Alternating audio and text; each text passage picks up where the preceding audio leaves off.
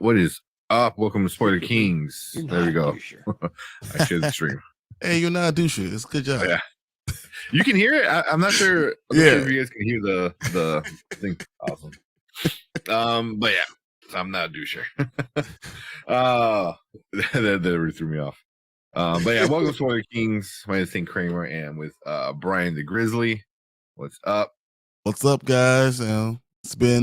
I'm back in town. I'm out of Denver. I'm back to Chicago. Thank God. Oh my goodness. How that go? How the trip go? You know, the plane ride was great. But just being in Denver, being that high in elevation, I mean, it really just messed with my skin.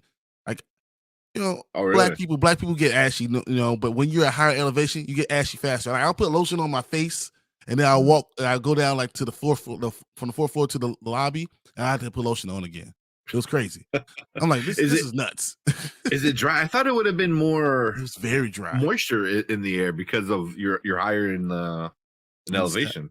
It was very dry. It was crazy. I was like, man, this is nuts. That's interesting. That's you just walking around with a bottle of lotion then? I literally did. And then I went to the store to go buy some extra one. It was like $18.99. I was like, I need lotion. You knew it. You saw me coming. They changed the price really quick. Hurry up, mark it up. He's coming, guys. He's coming. So real quick, we're gonna get into some stuff. We're gonna talk about Mayfair Witches, episode 3 and 4. So I got to watch episode 4, so I'm fully caught up. AMC Plus. And then we're gonna talk Bad Batch episode. What are they on? 5? I think that's 5. Right? Yeah. And then we're gonna do that 90's show, the entire first season. Yeah. It was a really fast watch. I enjoyed that. It was. So we're gonna get into that, and then probably a few trailers. I know a new Shazam trailer dropped today. Yeah, so we'll probably watch that. I don't think there's any other trailers. I don't think so. I need to write these things down. That's what I need to do. But I did see in C2E2, which hopefully I'm probably not gonna be able to go because I might be out of town. Are you gonna stay in town, or are you gonna go on vacation? I'm staying in town. I'm gonna stay in town. Okay. So I'm done with C2E2. It's happening. Yeah, okay. So Dante Bosco is supposed to be in there. So Rufio, he also voiced he's Rufio. That's it. He's Rufio. I know, man. For me, he's always Rufio. The dude is like our age and still looks like he's a lost boy. Like that was like whatever happened, whatever Pixie does, like that's legit. But he also was Zuko in Avatar: The Last Airbender. Oh, he was Zuko. Yeah. I can see it. Yep. So I mean, two great things, but Hook is always Robin Williams. That's such a great. And we also have Zach Taylor Easton. He did the voice of Aang for Avatar: The Last Airbender. So they're gonna be there. It's gonna be very weird for a 37-year-old man. Be like, hey, can I get your autograph? Because I have all the books and all the movies. Dude, I'm missing one book. I'm missing one of the graphic novel books. Which one? But I don't remember. When you get a chance, send me the pictures of what you got. Because I'll send it to you. Actually, I go to couple. I was been out of town, right? So they called me up. They're like, "Hey, we got a pack. We have a whole stack." That was all from today. For today. Jeez. They're like, "Hey, because the last Ronin, the Lost Years came out." Oh, that's right. Shit, that came out this week. Yeah. Yeah. So I grabbed that, and then I've been on this Batman One Bad Day thing. So you got Catwoman. I have, of course, the Batman for the Joker, the Mr. Freeze, which I thought this covers one of the best. That's all like a little one shot, right? Like all the One Bad Day stuff are different. Different. Each one of the villains. But I got Penguin, I got all those, so I've been really into that. Oh, and then this one's probably one of the best one, the Bane one. Oh, that looks cool. Yeah, these are really nice. I was really enjoying that. And then, of course, I've been really into I don't know if you can see it, but it's the Daily Duo Batman, the Deadly Duel. The next one came out. Yep, I already got that one. It is good, man. It is really good. I went up picking up because of you and read them. So I read the first 3. And then I've been getting a lot of independent because I told you I got a Blackula. Yeah. So I was actually reading that all this entire time I was in Denver. So that's what finish it up. Oh yeah, I forgot. I got Two-Face. Was another One Bad Day. Yep. So, and then all the rest of these are independents. All the other stuff. I know there's a new Lovesick that came out. Oh, actually, I do have a look. What is it? Right. There you go. It's a new Lovesick, right? Yeah, man, it's so good. It's so good. It's so strange, and I was talking to someone about it. And it's women really enjoy being able to see, someone talking about what they go through on a daily basis all the time, especially online. I thought that was really interesting. I thought that was interesting to have that kind of mindset. I didn't even think about it like that. I was just like, man, this is kind of tough to read sometimes. And she was like, this is the type of stuff that we deal with all the time. Yeah. I was like, oh, yeah, I can see that. Yeah, it's definitely a very very, very adult kind of comic. It's not a DC or Marvel all ages kind of thing. This is the content is different. Yeah. I know. Children of the Black Sun 2 came out this week. They did? Oh, I believe so. Guess what? I'm going to have to go back and get. It's either this week or next week. I don't remember. I went up there. I didn't see it, but so I saw this one. Is Once Upon a Time at the End of the World. Okay. That I've actually read through that already, and then I saw this. I had to get the Invincible Undeluxe. Okay. Is that like black and white? Like you can't see anything, or is that just? It's in black and white. Okay. I wasn't sure. I'm like, you got green screen going. So yeah. I went in. I was like, oh man, give me all those. Thanks. That's another trailer. Yeah. Because Invincible got a new trailer. Finally had a real trailer now. Yeah. So we'll definitely watch that, and then also they are saying they're going to make a Invincible live action. What do you think about that? I feel like that's going to be very hard to pull off. I think they could do it. They done it with The Boys. The only issue is but you don't see their powers all the time. You just know it's the threat of their powers is what you see a lot of times. Yeah, I mean, just a fight between him and his dad that would be like CGI hell, like for money and for the actual artists themselves. That's a lot, but I don't see it live action and animated running at the same time. It's the same thing. And it was like, why would you watch one over the other? And I think animated one will be better because you're able to get. You're not bound by anything. You're not bound by any time. You can do whatever the hell you want to do. So I agree. Yeah. So, and I think the animated is pretty damn good, man. Mm-hmm. I was hooked instantly at the end of that first episode when he literally went and bought everything Invincible immediately. Like he went online. I went online and read everything. Yeah.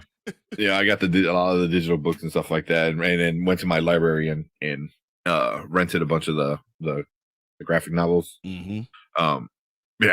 It's such a good story. I really hope it goes through everything, which so far so good, but there's a lot of story left. Take six movies. It's gonna take 6 movies or shows to be able to do 6 seasons of shows to be able to show all this stuff. It's a lot of stuff. And it gets intense. Like it's a lot. It gets more complicated, and now you're leaving Earth, and there's a lot of stuff. Yeah. There's a lot. There's a lot. But I think it'll be worth it because it is a really cool story, especially for a comic book fan. I think a lot of comic book fans will definitely like it. Which so far I think people have. But I need to go to comic book shop. The Last Ronin, I forgot that came out. Crap. But also I saw on House of Nerd Show, they always post up like new comic book day kind of a picture. Yep. And I didn't know Darkwing Duck is getting his a comic book run. Yeah. So I am for sure picking that up because it's there. I literally was at I saw that there and I was like, man, I already got like $70 worth of stuff. And then I grabbed this old dog, and I was like, all right, this is enough. Let me just chill. Yeah. let me read through some of this stuff before I just start buying more. You buy more. Yeah. Now I'm gonna get that. I think Scarlet Witch 2 is coming out. That was pretty good so far. I think on my pull list I got Sins of Sinister. Yep. The new X-Men kind of arc. I'm kind of excited to read about it. For the most part, I heard good things. I did watch Chillmonger made a video about it, and I was kind of like ready to see what he thought about it. And he's like, "Yeah, I didn't read it because I don't want to support it." I was like, man, come on, man. Like, I want to actually know, like, is it good or bad? You know what I mean? Not like, I hate if you don't want to support it, you don't want to support. But I hate being that guy when I go in there and you start reading it, and I'm like, man, I can't read all this right now. Guy's trying to run a business, so I try to if I think I'm gonna want to read it, then I'll get it. And if I don't like it, then I just won't revisit it. Yeah. Just like the Wakanda one. Like, I'm not gonna revisit it. I'm done. So there's no need for me to ever go back. They got my $4. You got my $4. Congratulations. Yeah, there's been ones where I'll start to read, like, I'll give it to like 3-ish, issue 3. If by like issue 3 I'm really not into it, then I'm like I'm not gonna get into it. Like by 3, by 2, because 1 is gonna set up little things, 2 is gonna set up the story, 3 should start kind of the very beginning of it all. It tells you what the run is going to be about. It tells you what the run is going to be about, because each run's a little bit different, and you know how I feel about this whole disrespectful stuff of Black Panther right now. So that's why I just come on, it's crazy right now. So yeah. But I mean, I'm gonna give Sins of Sinister a chance. I did hear it was like a previous kind of story. It's similar, just they throw in Sinister to be the main bad guy or the main guy. I give it a shot. Although I really disliked when they made them basically immortal. Yeah, like the mutants can't die. I know, like, I think with Chill and a few other people I watch, it's the same thing. It's like the whole that's what made Wolverine so cool. But not everybody. No one can die. Come on, man. Yeah. All yeah. Right. But also they made, now it's different, but they made Wolverine initially like, he can, he slowly dies. But it's also, he doesn't remember anything. He, like, there's a point in his life where he's like, he doesn't remember anything past. So it's kind of like, you lived for a long time, but you don't know anything before this moment in your life. So I'm like, that's cool, because then it kind of like plays both, like, yeah, cool, you lived a long time, but now you don't have any of the knowledge. So it kind of like, it's a give and take. Here's like they're all like basically immortal and super strong, and everyone's cool. It was like, what? So it doesn't have enough. What happens? Yeah, so I don't know. I don't. If you don't have enough things that are against it, some antagonistic things, it's not gonna reach me. I like to see some bad stuff going on first, and then that's to really reach me. Characters that are well developed, they're well rounded, that have bad parts with good parts. That's what things I love. That's why I read all the Batman stuff. Even though he's not a superhero, he's a regular hero. He's not a superhero, but he's one of my favorite characters. So that's kind of how it is. I mean, he can kick every superhero's ass, but only using this. Yeah. So, but yeah, he's super cool. But man, once you get rid of. Except for Superman, that's the dumbest thing in the world. Batman versus Superman. I don't care. Even the comic book run, I thought it was dumb. It doesn't make sense. If Superman wanted to kill Batman, he could kill him from whenever, wherever. It doesn't make sense. But it's like in every universe, like Batman always wins against Superman. Everyone. But he beats Superman. He beats all of them. But it doesn't make sense. If Superman wanted to kill you, he will kill you from 1,000 meters away and burst your insides. He'll do a Mayfair Witches to you. You can do a Mayfair Witches. You just look inside, think, there's your blood vessel. Done. Blow it up. See, that's why I always like the Green. Yeah, I know, right? But that's why I always like the Green Lantern, because Green Lantern was like, I can just make kryptonite. I think Kyle did it. He's like, oh, you want to be tough? Boom, here's kryptonite. Shut up. You know, like literally made kryptonite with his ring. So I was like, that was cool. Yeah. But once again, if I'm Superman, I'll stay far away enough to melt the ring from my wherever the hell I am. Oh, yeah, you got that? No, you don't anymore. And he's done, you know? Yeah. I don't know. But yeah. So a bunch of comic books. I'm gonna probably stop by. What's today? Thursday, probably tomorrow.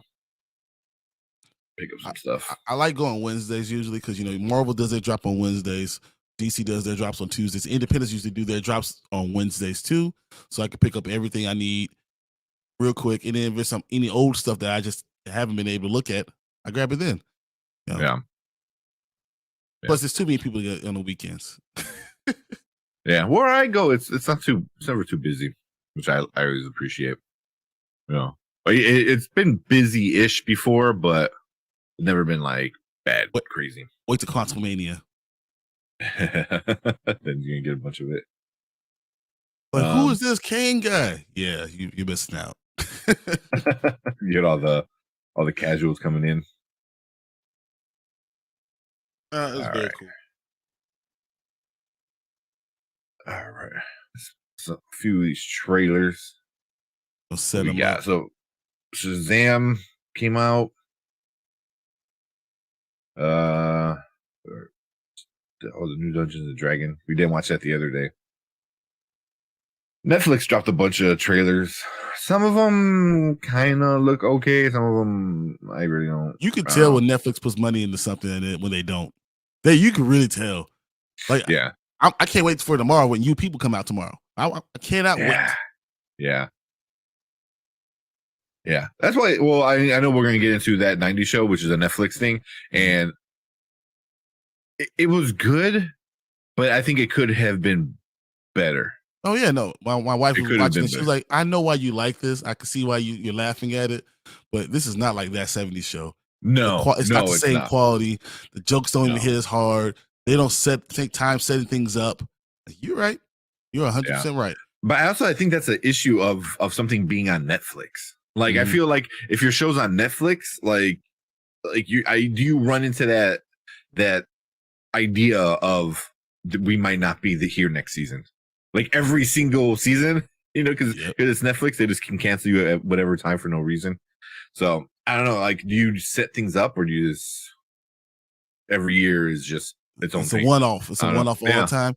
It reminded me of, like I used to watch Boy Meets World. Love that.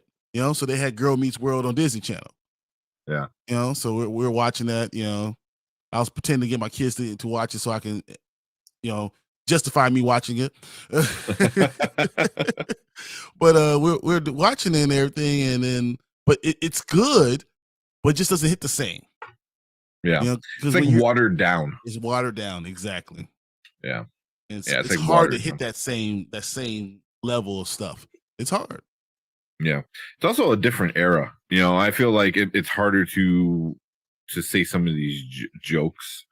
Like I think a lot of people have to double guess themselves and think twice about saying things. Can I say this online? Oh no. Yeah. Andy, you're 100% right. Titans and Doom Patrol was canceled today. I was like, wow. Titans eventually it should have been canceled. Should have been canceled a while ago. Titans is bad. Doom Patrol, though, on the other hand, I thought good. Titans was a good idea. They just didn't do it well. Oh, it was horrible. It was a good idea. Yeah. I mean, the live action Teen Titans, it was just what the heck were they doing, man? Doom Patrol though is really good, which really sucks. DC needs to stop canceling Brandon Fraser. Like, what the hell? This is the second thing Brandon Fraser got canceled. That was DC. So, but you know what? I'm telling you, I'm still worried. I know that you trust in this whole new thing. I'm still very worried. Very worried about this whole thing with DC. I don't know, man. Give him a chance. I think give it a fresh start. Fresh start, everything new. For years, I've been giving them chances. There you go. But we'll see. I mean, he obviously said sometime in January, and then DC came out the other day saying like, oh, he's gonna say something in the next 5 to 7 days. Yeah, no shit. That's all he has left. Like, of course he's gonna do it. And MP said, same with Fuller House on Netflix. Was it? Yeah. So it was on Netflix. Once again, they're putting money behind it. Everything looked cheaper. The lighting doesn't even look as good. Like, what is going on with that? Just maybe it's the same lighting they used in the 90s, but now we have high def, and they're like, oh, what is that? But I think it's hard. It's harder to do stuff. You have to be more family friendly. I mean, Full House was always family friendly, but I don't know. No, you still want to be able to tackle real issues, and they don't want to touch any real issue. Everything else is like, it's okay for us to do this, but we're not doing a real issue that we're going to have to. Other people might not like. Yeah, exactly. Yeah, Doom Patrol has Brendan Fraser. Yeah. Again, canceling him. And then Xavier said, I will miss Doom Patrol, but Titans not so much. Exactly. Exactly. I watched. Oh my god! I went through all of season 1 of Titans. And I was like, oh really? Man. That first season was really tough to watch. I wanted to stick through it. And then I started season 2 and I'm like, I can't do it. I just gave up. I just gave up on it. It was just, yeah. And then Louis Berry said, Bad Batch episode 5 is visually stunning, but worst episode yet. Hope to get Crosshair back soon. Hope also get Ahsoka. Yeah. Mm-hmm. I think we'll get Ahsoka next month. Well, I think we're going to have to because let's get into it later. I'm not going to get into it. Yeah, when we talk about Bad Batch. Yeah. But there's definitely another filler episode, kind of, I guess. Hard to tell. They didn't explain who the people were. Nothing. Why were we doing any of this stuff? This makes no sense. When we become treasure hunters, this is whatever. All right. Yeah. Either we get on it right now or we need to stop. Yeah. I mean, we can start with that. The writing was just bad. In Fuller House. Over Titans. No, I think Full House. They didn't have any more stories. Yeah, and then the Olsens were gone. So like, where I can't think of the character's name. The little girl. Michelle? Yeah, she just wasn't there. Was it Michelle? Yeah. Yeah. So I don't know. They were trying to, but when you do stuff like that, it just doesn't hit again. When they tried rebooting Roseanne, it wasn't good. And then after all that, and then they changed the name. Well, it's called the Connors. The Connors, yeah. And I don't even know if that's still on. Or I think it is still on. I think I was going through the guide one time. I was like, oh, yeah, still there. Yeah. I think the same thing. It was trying to hit serious things, and it just wasn't. I don't know. It was just not the same. It's funny we're saying that, and then we want to see Bel Air, season 2. See, but that's different though. It's like it's not a continuation of Fresh Prince. It's a whole reimagining of the original story. What would have been like in this type of generation? Yeah, and not set in the 90s laugh track kind of thing. It was more like actually have like be at a place, be at someone's house, and it's just not a set with an audience. I think that definitely changes up. 90s sitcoms were something else. Yeah, man, that multicam shows were that was the 90s. I don't think they translate as much anymore. Like you don't have multicam shows like that anymore. Like that 90 kind of setup. I don't know if you can though. Like I think it'll be rejected. People will just be like, "Why am I watching this?" Yeah, they went on scene stuff, on set stuff. Like Bel Air, they're at a mansion, that overlooks, LA or whatever. Like you're in the hills of Beverly Hills. You can see all the stuff underneath. Yeah, like the quality needs to be higher now. Like a multicam set with the audience and a laugh track and stuff like that. It doesn't hit like anymore. Bel Air now is a drama. It is. It's a drama. Yeah, which fits. It works. If you're gonna go all in with it, then go all in with it. I'm just hoping that they have good storyline for this. That's my worry, that the storyline won't be as strong. It won't hit as hard. So I can't wait to see it. February it's coming back out. I think it's the 17th. Something like that. I'll be there. And we'll watch every episode and we'll break it down. We'll talk about it. Oh, yeah. Yeah. It was just I really like that we were talking about it and we were enjoying it, and then that brought in like our first wave of big subscribers was that show. So it was like, oh, hey, like we talk about stuff we like, people will come, so that's kind of, that's why I believe what I was thinking. Yeah. Like, might as well have fun and talk about stuff that we like, and then if someone likes it, that's great. And if someone wants us to watch something, let us know. We'll watch that too. Yeah. You want to start off with Bad Batch then? Might as well. Let's go right into it. We're already hyped up about it. We're not hyped up, but have some feelings. All right. Thank you for joining us. I don't know what the hell I'm saying. Do that. Start over again. All right. Welcome to Spoiler Kings. My name is Tank Kramer. I'm with Brian the Grizzly. And we are going to talk about episode 5 of The Bad Batch, streaming now on Disney Plus. So right off the bat, man, what do you think about it? I didn't understand what the point was. I had no idea what the point of this episode. I didn't understand what the characters were doing. I didn't understand why they're going after this, basically on a treasure hunt. I had no idea. Yeah. Usually I enjoy these episodes, but it just seems stupid. And then like a mini dragon Zord was there. Like, it's just yeah, that's exactly what so many questions. Like, what is really going on? Like, you have an Indiana Jones tomb, and then you enter this place and you twist this thing, and because a dragon Zord is shooting lasers out of his eye, and I was like, what is going on? Yeah. It was another mission of the week episode. Yeah, definitely was. If you know what they were talking about, I think you got some enjoyment out of it. Because they were talking about like, oh, it's really old, and then I forgot what her name was. She said, you just said Jedi old, and it's like no, way before. Yeah, and then she said ancients, and I'm like, oh shit, okay, cool.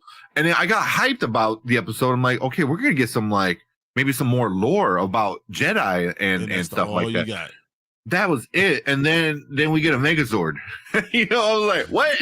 Like it brought up so many questions.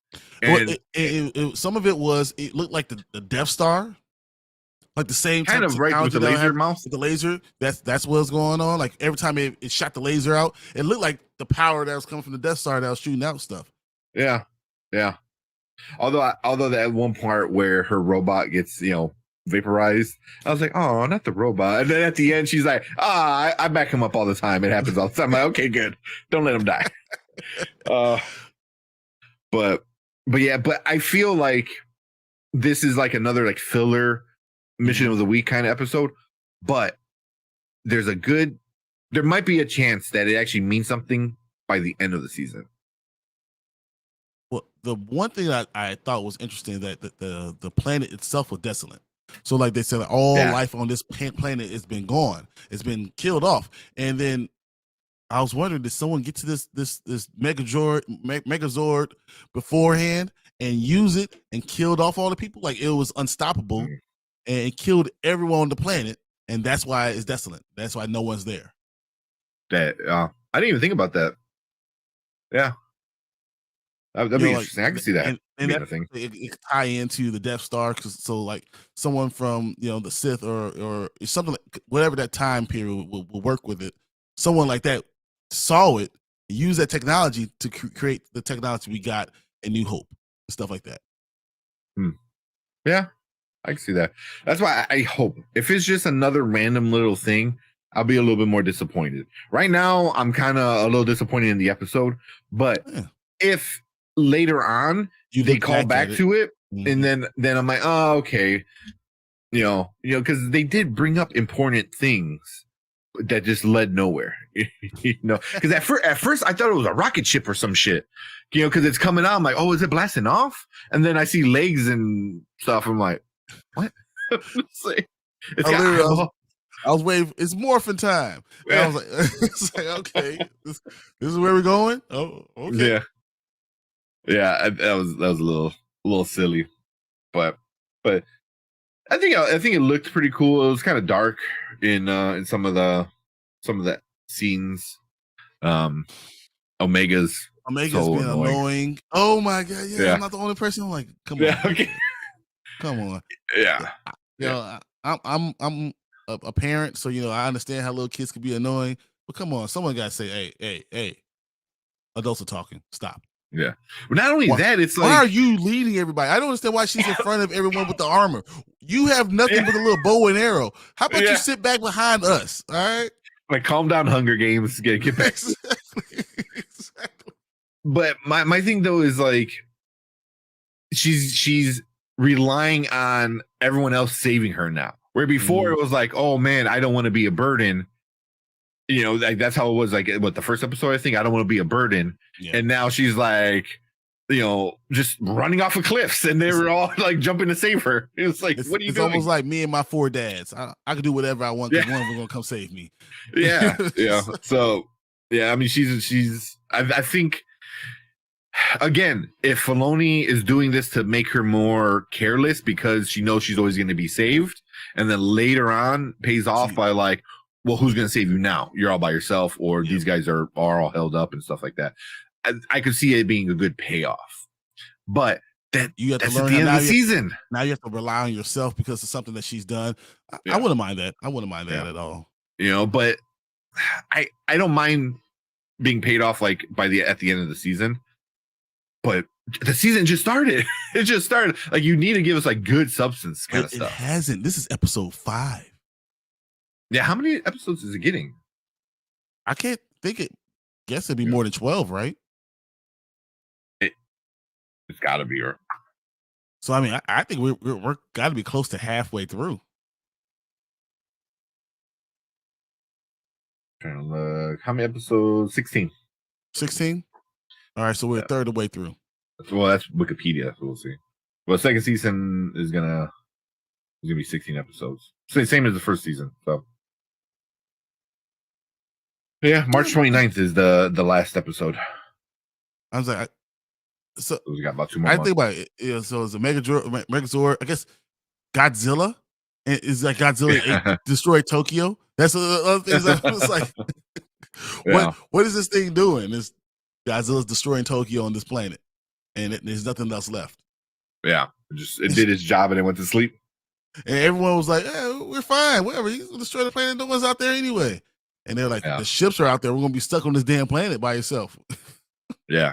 Man, you know what would be really good is if the stuff happening now, like, their, Jedi Megazord thing, and it's relevant in the Ahsoka show. Like, because then you're able to like cross shows, and then like, oh crap, like I need to watch this show because that was there and kind of stuff, like. And Filoni's in charge of. I mean, he's making an entire world. I'm sure all of it's going to be canon. So it might be something that we can draw back from. Yeah, because I just feel like the ancients aren't something you just like randomly throw out there, like, oh yeah, this is the ancient thing, let's go poke around at it, and then like that's it. You don't hear anything else about it. I was like, what? Like, that's a big thing. I'm hoping they just they're planting a seed. That's what I'm hoping. I'm hoping they're planting a seed, and then they don't let us go more than 2 more episodes without saying it again. Because if you plant a seed, that's great, but you got to come back. You got to water that seed. Yeah, you got to remind people. Just keep on dropping little hints of knowledge, and then all of a sudden we're talking about episode 10 and 12, and that's what. It's huge. Yeah. We'll see. I just feel like don't put an episode like this after a filler episode. Like last week with the race, it was fun. It was a fun episode, but it was a filler episode. Nothing happened, So, and then this one, nothing really happened, but maybe something. It might mean something later, but maybe we don't know. So it's kind of like as of right now, it's just a filler. You think Star Wars will learn by now to not do that? But Filoni does that, man. He at least with his animated ones, because Clone Wars, it's got some fillers. It's got a lot of fillers. Rebels, not so much. Rebels, for the most part, didn't have that many. I had a few, not as many. Clone Wars had a bunch, but it was also 6 before it got canceled the first time. So, but I'm thinking, but the problem might be that they have 16 episodes and they already have enough for 12 stories. I got only 12 episodes, really. Yeah. So they're just making it longer because it has to get to a certain point because they spread their Star Wars lore all around throughout the year. This has to be 16 weeks long. Yeah. Before they hit the Mandalorian, you gotta get to the Mandalorian May 1st. So this has to be that much longer. Like I don't know. Yeah. I mean, this ends. I think it said March 29th. So the Mandalorian already would have started. Because when does that start? Mando starts. I want to say it's March 1st, right? Is it? Yo, what's up, Plan Fanatics? What's up? I know we had I think it's sometime early March, right? So that would make sense if this ends right when that starts. That would be a good way to go. It rises. Mandalorian season 3 rises March 1st. Oh shit! So damn, that was the next day. Yep. Yeah. So it's like, why do we have so much filler? We know why. Because you have to be able to get to these points. You need to get to where we need to get to. It is what it is. Yeah. Wikipedia got it wrong. Because it says it would end on March 29th. There is no March 29th. There is March, not February. March. So I was in February. March. It's March going to go through all of March. That Wednesday. With the Mandalorian. Well, Mando is going to go same time as what we're going to get from the Bad Batch. So we gotta watch Mando and Bad Batch on the same day. I mean, I'm not complaining, but it doesn't bother me at all. Yeah. You know how I feel about Star Wars. As long as you give me Star Wars and it feels like Star Wars, I'm in. Yeah. Don't ask me to watch Andor and then give me all the other crap. No, I'm okay. Was it? Yeah. So March 1st. So I'm cool with that. It's a slow burn, guys. It's a slow burn. No, whatever. Give me some excitement. Give me something in the universe. The actual burn right now is just slow. Exactly. Yeah, but I'm okay. How'd you feel about Wanda Sykes and her voicing? Ugh. I'm not a fan, man. I'm not a fan. She's in everything now. She's in the Velma show too. Yeah. Yep. Nah, I keep it. You keep the slow burn. Yeah, I mean, y'all want the actual fire. I want when we have a universe that means so much to me, and I want to explore the universe, but keep it interesting. Well, I'm going to look at it if it was just this world. Well, then it'll just be this world. How about I just enjoy what Star Wars is about? Yeah. Don't focus on one family. Focus on different things, but it's happening in the entire galaxy. Yeah. Let's just enjoy that. Come on. Yeah. I mean, the more I go back and think about Andor, the more I was like, season 2 better hit. Season 2 better just like action nonstop. Just I want fights, battles nonstop. Because it's gonna lead right up to the actual start of the rebellion, with Rogue One. So it was like exactly. Yeah. So I don't know, man. I don't know. And so many people are loving it. Which if you love it, that's fine. Good for you. I'm not saying good for you, but I'm glad you liked it. But I'm all for people having different opinions than I do. But as far as being a Star Wars fan, I want things that feel like Star Wars. I think the Force can be around and not be about Luke Skywalker. Yeah, or a Skywalker. Or any Skywalker. Yeah, it doesn't matter. Yeah. It doesn't have to follow that family for the Force to still be important. That we still could have Jedi. We still could have, the dark side and have a balance and need the balance and explain the balance. So that's just me. Yeah. I mean, what they call the 9 episodes of Skywalker saga. I refuse to call it the Skywalker saga. It was definitely the Palpatine saga, because that's what all 9 films revolve around him. It's very good. Yeah. Even in the last 3, there is no Skywalker, because Kylo Ren is a solo. I mean, by name, he has Skywalker blood, but he's a solo. And then the main character is also a clone of the Emperor. So it was like, call it the Emperor Saga, the Palpatine Saga. Like, that's who those 9 movies are about. I'm sorry, Okay. Like, Okay. Yeah, I mean, and they put the nail in the coffin with the sequel trilogy with that. all I know is But, they did Luke wrong in the second trilogy or third trilogy. They did him wrong, so that's why I don't like even talk about it like that, because they should have done more with it with the family. But it's dead. Let's end it, and let's just we're talking enjoy about Bad it. Batch. Let's get something else. I just want to see where we could go in this universe and give me more Star Wars feeling type of things. Yeah. If you have an entire galaxy with aliens and everything, then we should be able to see all type of stuff. Yeah. You know? Yeah. I want to see something more. I want to see something that happened in Darth Maul, and, afterwards, or before. I want to see something. I could watch any of those stories because we know what happens because of Star Wars lore. But I can see any of those things. You can visit so much. Yeah, let's look at it.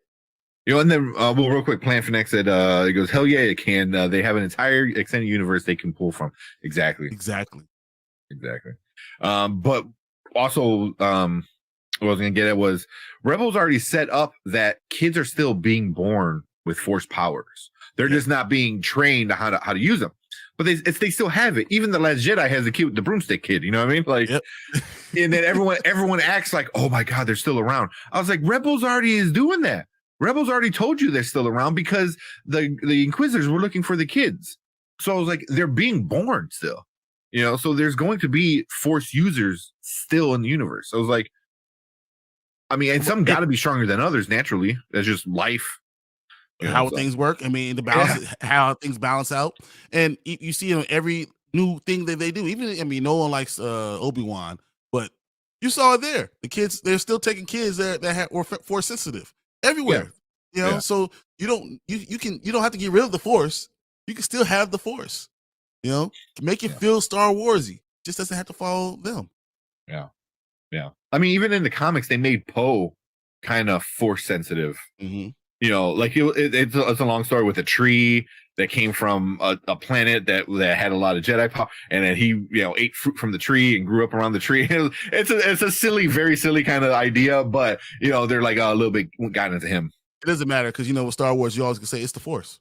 Yeah, exactly. Anytime you question it, it's the Force. Yeah, and everyone's like, yeah, you're right. Stevie the Flavor said, just finished Andor recently, so good. Looking forward to Mando season 3. So we just kind of had our 2 cents about Andor. I mean, I'm gonna watch season 2 when it comes out. Oh yeah, definitely. Because I hope I don't need them to reinvent the wheel. This is one of the greatest franchises of all time. And not that I want to hear the same stories, but I'm just saying that you don't have to get rid of the thing that makes Star Wars Star Wars. Yeah. You don't have to. Exactly. But definitely looking for Mando season 3 as well. Like I cannot wait for that. I think it's gonna be so freaking good. Yeah. So good. Planet Fanatics, let the past die. Even if you have to kill it. That was literally Kylo Ren. Yeah. Read the room, Disney. That is funny. But then his next sentence was let's forget about all this. Let the past die. Blah blah blah. We can do whatever we want. And then his next sentence is, and then we can rebuild the empire. I was like, what? You just said let the past die, and now you're like, oh, me and you can rebuild the empire, or the emperor or empire. I was like, what do you like? I was like, that's so. Oh man. The Planet Fan, I'm not chatting a lot. No, you're not, dude. But the Force is the franchise main character. It is. Yeah, you really can't get rid of it. It literally is. That's the main thing. What it's all about. That's what you feel. I mean, you have Jedi, you have all these things, but really, it's all about the Force and the balance of it, and everything comes from there. Yeah. That's actually a good. I never thought about that, but yeah, the Force is the main character, and it's just these people are the conduits for either whether it be the good or the bad. It's the conduits for these characters, which is why we're going back real quick to what we're talking about. Bad Batch. That's why I was excited about hearing the ancients, because those are like, that's old school. That's stuff that Yoda, when Yoda met them, like was like he was like, oh shit, okay, he knew what was going on. So it was like I was so excited about it, and we didn't get nothing besides a Megazord. Yeah, but I don't mind. I don't mind you putting the seed that in there, and let's see what grows from it. I'm okay now. I know it has enough episodes that we can see character development. I'm all for it. I'm all for it. All for it. Yeah, because we're gonna see this Ahsoka. Because we're gonna have to. Ahsoka has a lot of stuff that we're going to talk about. I cannot wait. There's so much that's going to go on. People are like, what's going on? Is there two of her? Or is it, how's time travel? It's going to blow your mind. Just know that. I can't wait. I think especially it being Ahsoka and it being Dave Filoni's baby. Like this is his baby in the Star Wars universe that, he, like, I would say like Ahsoka's got two dads, George Lucas and Dave Filoni, you know what I mean? Like, I guess the mom would be the voice. I forgot what her name is, Ashley something. You can always say the granddad, the dad, because that's how George Lucas treats Filoni. Which is still one of the best pictures. Is George Lucas holding Grogu? Like it looks like he's like a granddad holding the baby. It was like one of the best pictures. Oh man! But I'm super excited about that. We got Saver. We'd love to see Knights of the Old Republic Old Republic era explored more. That would be super fun. Either another RPG game or a short series. I don't know. It will happen with Disney's new vision though. Legends content. Yeah, they're kind of cherry picking from the Legends stuff. Exactly. But Knights of the Old Republic is definitely a great game. They remastered it, I think, and made the graphics look better. I heard they're gonna do something and make it like not a sequel, or I don't know. No, I thought there was going to be some type of series. Something with it again. But a game. It was going to be a game. I thought they were going to do something on Disney Plus. They were going to do Knights of the Old Republic. And they always talk about it. I don't think that they're going to touch it. I don't think they're going to touch it. Because right now they have the High Republic that they're playing around with. That kind of really sucks, though. But you don't like that comic series either, so you told me that. I don't really like this. I started listening to the audiobook of the very first book, and I couldn't get into it. The comics, I couldn't get into it. It's just, I don't just didn't sit right. Plant Fanatics, I might cry real tears with Ahsoka dead ass. Hey, for real, you're not gonna be the only one. Anyone that really knows me, when I watch, I get really emotional with this stuff. When I saw Black Panther the first time, like my heart filled up with so much emotion. Like people were looking at me, why are you tearing up? It's like, man, you just don't understand how long I've been waiting to see something like this. It's like, I feel like this is going to be that touching to me. It won't even be a touching scene. It'll just be the fact that I see it on screen. It's going to be like emotions. Like, man, I've been waiting for something like this. I think seeing for me is like we already saw Ahsoka on screen. She looks amazing. Rosario Dawson's a badass in general. And she fit it perfect. But we get Sabine. We're seeing Ezra come back. Who we're gonna see Thrawn. And I think he has to be he's the main dude. Like So we're gonna see Hera, which is pretty cool. I wonder if they're gonna have the kid, because her and Freddie Prinze Jr.'s character, I can't think of his name. Caden. Is it Caden? I think so. Yeah, Caden. They have a kid. They kind of they show it right at the end. Mm-hmm. So I wonder if that's going to be a character they bring in to the show, because you're going to have Hera. But I think they're going to go into so much lore, so much stuff with Ahsoka. It's going to be. You have so many places you could go. Yeah. Yeah, it's definitely going to be his best thing I think he's done. Because if we all love Mando as much as we do, I think Ahsoka is definitely going to top that. Because her character 100%. Development is like the best character development in all Star Wars.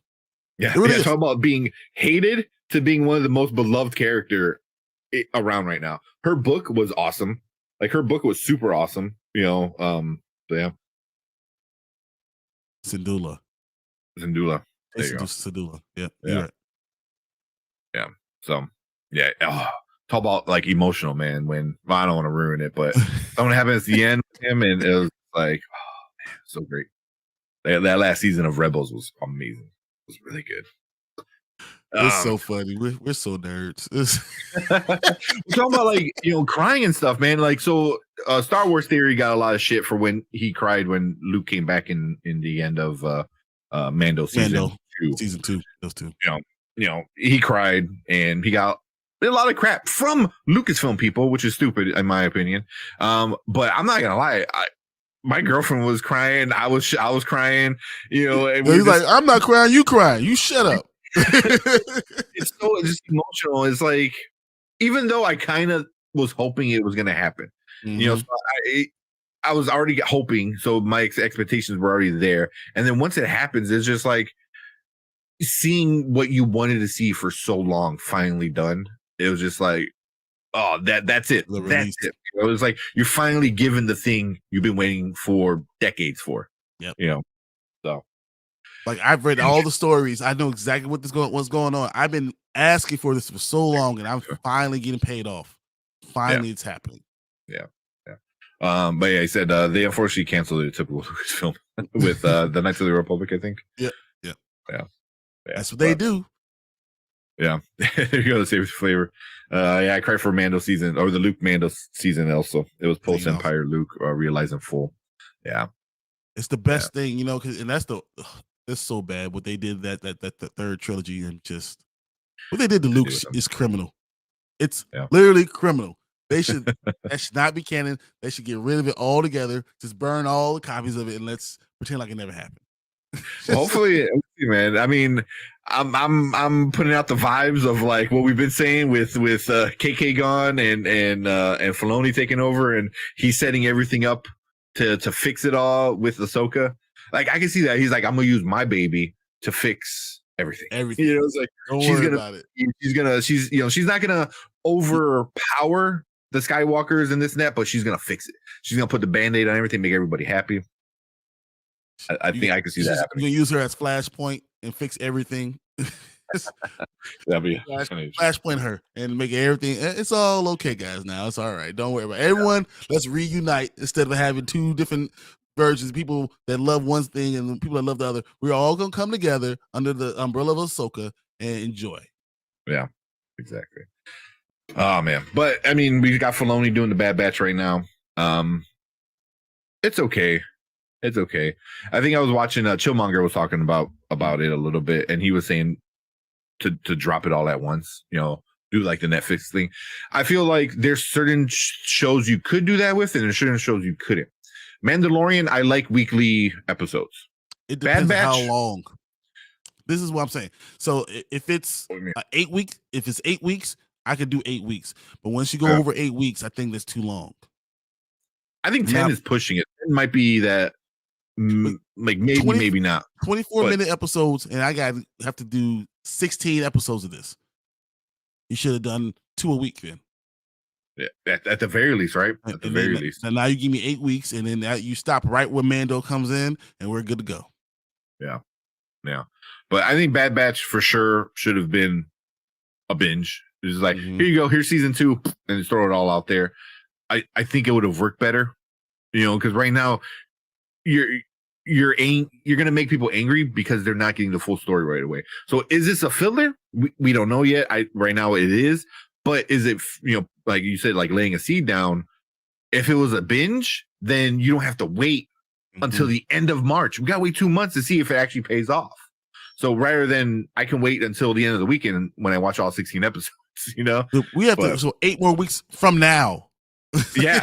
That's 8 weeks from now. We've already had a whole month of this. This is crazy. Yeah. I don't know. Already, as I'm already on to Mandalorian, and you still want me to remember, you know, the Jedi Megazord from episode 5, exactly, you know, at the end of March. I don't know. I was like, this should have been a binge. You know, yeah, I think so. I agree with you. So, Plan for Next. I'm so sick of NPC ass Sid. I don't want to get through these PS1 missions. She keeps sending the Bad Batch on. Oh man, you're 100% right with that. You're like, come on, Sid. And you don't trust her. You already know you can't trust her. And let's get to that point where you see that we can't trust her. Come on. Yeah. No, they kind of, that was the only thing. They foreshadowed it last episode, and then this episode we had no Sid. I was like, all right, really? Yeah. I didn't even think about that until after the episode. I'm like, I didn't even see Sid. I was like, I'm like, oh, she's doing shady shit, you know, like because we're told she does that. But yeah, I like the NPC Sid. Yeah, it's basically you come back and it's like, I got another mission for you. You got the little question mark above her head, glowing yellow. I was like, what that TV show, World of Warcraft, Jumanji. He only responds to certain things. Yeah. Yeah.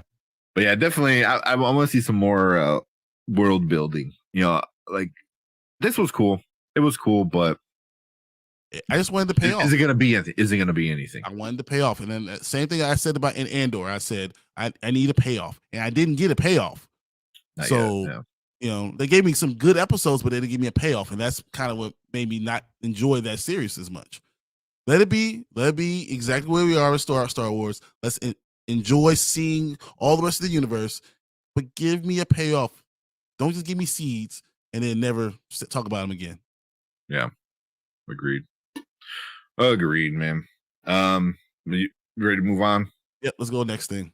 All right. So if you're watching live, stick around. We're gonna talk about some other stuff. If you're watching on replay, let us know what you thought about Bad Batch, or any other Star Wars stuff kind of coming out. I know we went a little on a tangent, but that's what happens when we talk Star Wars, guys. Come on, it's Star Wars. it all becomes one big ball of just Star Wars. But leave a comment. Let us know what you thought about the episode, or Ahsoka, or Mando, all this stuff, whatever. But we will see you guys in the next video, and let's move on to another topic. Thanks. My bad, cut you off. You good? All right. Man, let's jump into this Invincible trailer. Oh yes, you know, man, I'm all for it. Yeah, I think I kind of half watched it. It was in my earbud as I was working, so I don't know exactly what's going on. So I'm kind of hyped about this.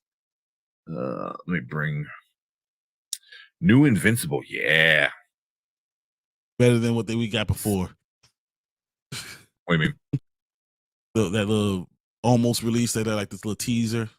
We're gonna talking about it. With Invincible? Yeah. I think we got pictures, didn't we? Or something. I don't know. Yeah. All right, let's watch this trailer. Let me bring it up first. All right, cool. All right, welcome to Spoiler Kings. My name is Tim Kramer with Brian the Grizzly, and we're gonna watch our first trailer of the night. So have you seen the Invincible trailer? Yeah, I've seen this. You have? Okay. I just want you to enjoy watching it, and then we'll talk about this afterwards. Yeah. So we got plan. Like, don't watch it live. I know because they come and get you. That's why they've been coming to get everybody real fast. Yeah, they've been copywriting everything. But I haven't had an issue. I know here's a little BTS with being a YouTuber. You get copyright a lot for watching stuff. It's Amazon. Amazon's pretty good with releasing it. So they make you wait like 28 days, but they will release it. They do, man. They suck with that. But I never had an issue with Amazon not releasing it. Yeah, that's kind of it. But for me, also some of the Universal and Warner Brothers, they do not release Universal's the worst. Anything. Warner Brothers, it was like, you want me to promote your crap, but you want to block my income from it, whatever. But even then, as being a small YouTuber, I'd rather get the views and entertain the fans than get the few pennies, from it. But Amazon is usually pretty good if you follow the appeal. I've never had an issue. But yeah. But I thought he also said don't watch it live, because every time Darius watches anything live, it's just too much for his system. Starts freezing.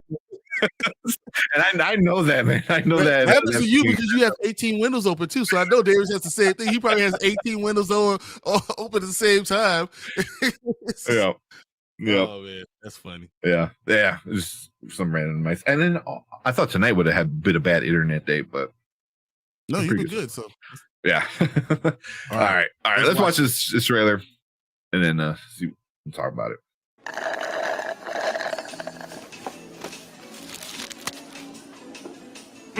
Pretty good. Look at that. Not bad, Mark. You're not just invincible. You're also like Earth's best food cooking man. Pretty impressive. What? Oh, no. I just work here. I don't actually make the food. Next time also, constructive criticism. Do not put these green things in here. These are gross. Yeah. Hey, so did you ever find Urath? Yeah, of course I found it. Very, very quickly, very easily. Yellow skies, purple grass, and get this, they have burgers there too, just like these. Who would have guessed, huh? You never found it, right? No, nope, not even close. I hope they're okay. I think about them quite a bit, honestly. But how about you? What have you been up to? It's been a while. I think everyone agrees it's been like a little ridiculous how long it's been. Hey, I've been busy. Doing what? Well, I've been busy writing, designing, storyboarding, voice acting, key posing, in-betweening, cleaning up, color slapping, comping the whole thing and all that for, roughly thousands of shots. So it's kind of a lot. Sure, yeah. Although like 90% of that, if I'm being honest, sounds completely made up. But the real question is, when are you going back out there? The world needs more Invincible. Oh, it's coming, okay? Hey! Yeah, I know, but like a specific date would be nice. Oh, okay, fine. The world will get more Invincible in late 2023. All right, okay, I'll take it. Late 2023. Perfect, sure.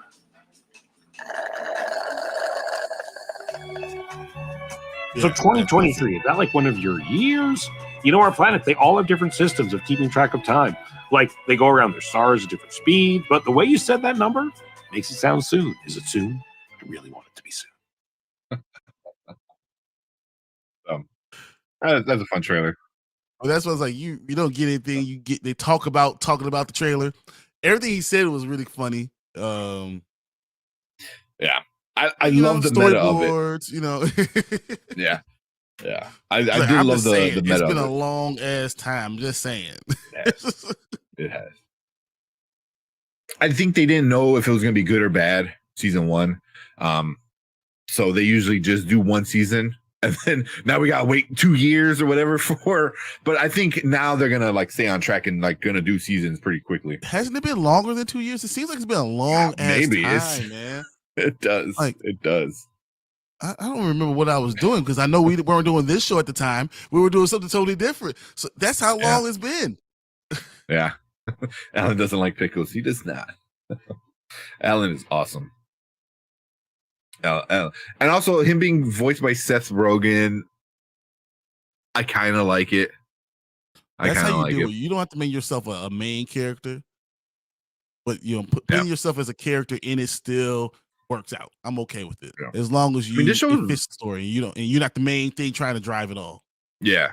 I mean, Alan is a big role in the whole overall arc of everything, but this whole show's got like crazy voice actors, like really like actors, like actual actors, like big name actors, and not just voice over actors. So I mean, like J.K. Simmons, like he's amazing. He's amazing. He's a great voice. Oh man, but and I'm a big fan of Jason Mantzoukas, which he was in season 1. Yeah, I love Jason Mantzoukas. It's oh my god, why am I drawing a blank on what he was in the league? Not Ralphie. What's his name in the league? Yeah, but yeah, he played that character so good. But yeah, he was fun, and he has that voice where it's him. So Rafi. There you go. Yeah. So. But no, I'm excited that we're finally getting some information. But late 2023 is a long time still. By the time Invincible comes out, we're going to be getting, dragons and stuff, and we're going to be getting it's just all those things going to be coming back that we have to wait 2 years for. All that's coming back. Mm-hmm. Yeah. Because by the end of the year, are people going to be superheroed out? We've been asking that for 20 years. The answer's no. It's true, but it keeps getting more. Like we're getting 4 DC films, we're getting all the Marvel stuff. Yeah, but to be honest, the 4 DC movies don't even matter. That's what DC's telling me. Yeah.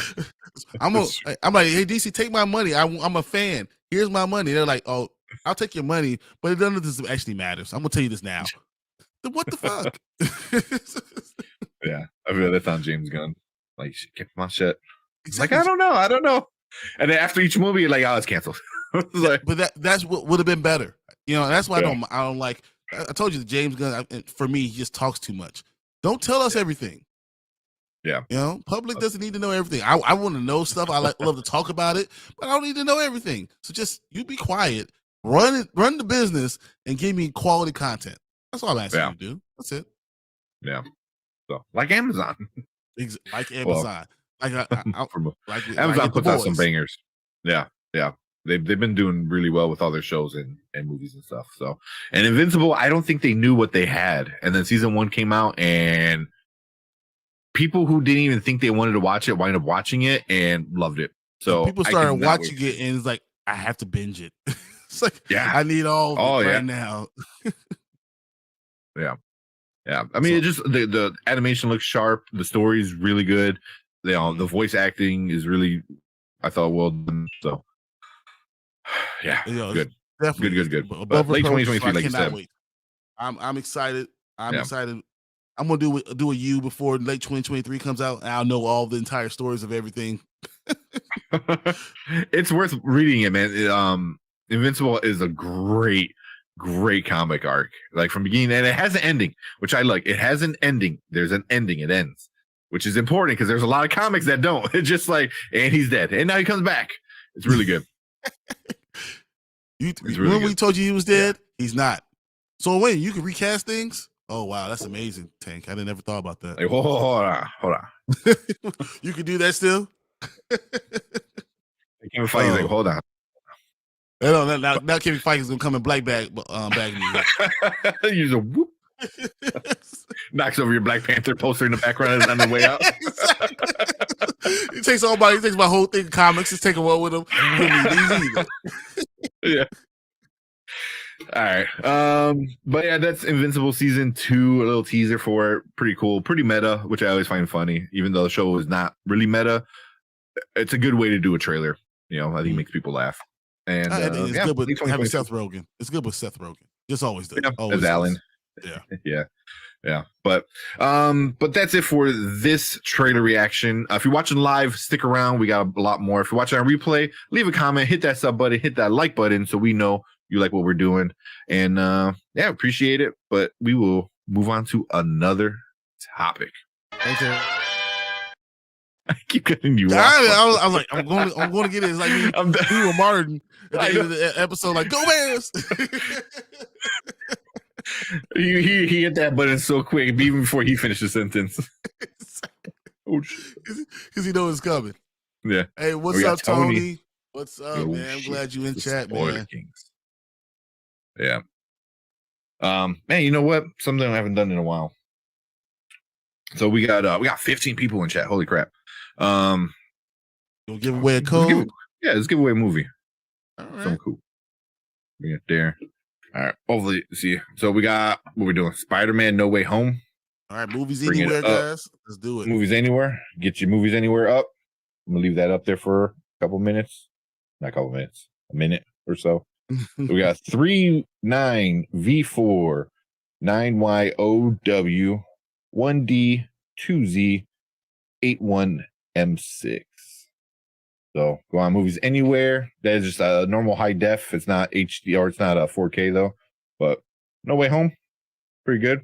You can own it. Get that, and then you can watch it right now. This will be fun. This is a fun thing. After we're done streaming. Yeah, after we're done. After we're done streaming. Then you go ahead and watch it. Put it on, go to bed late at night.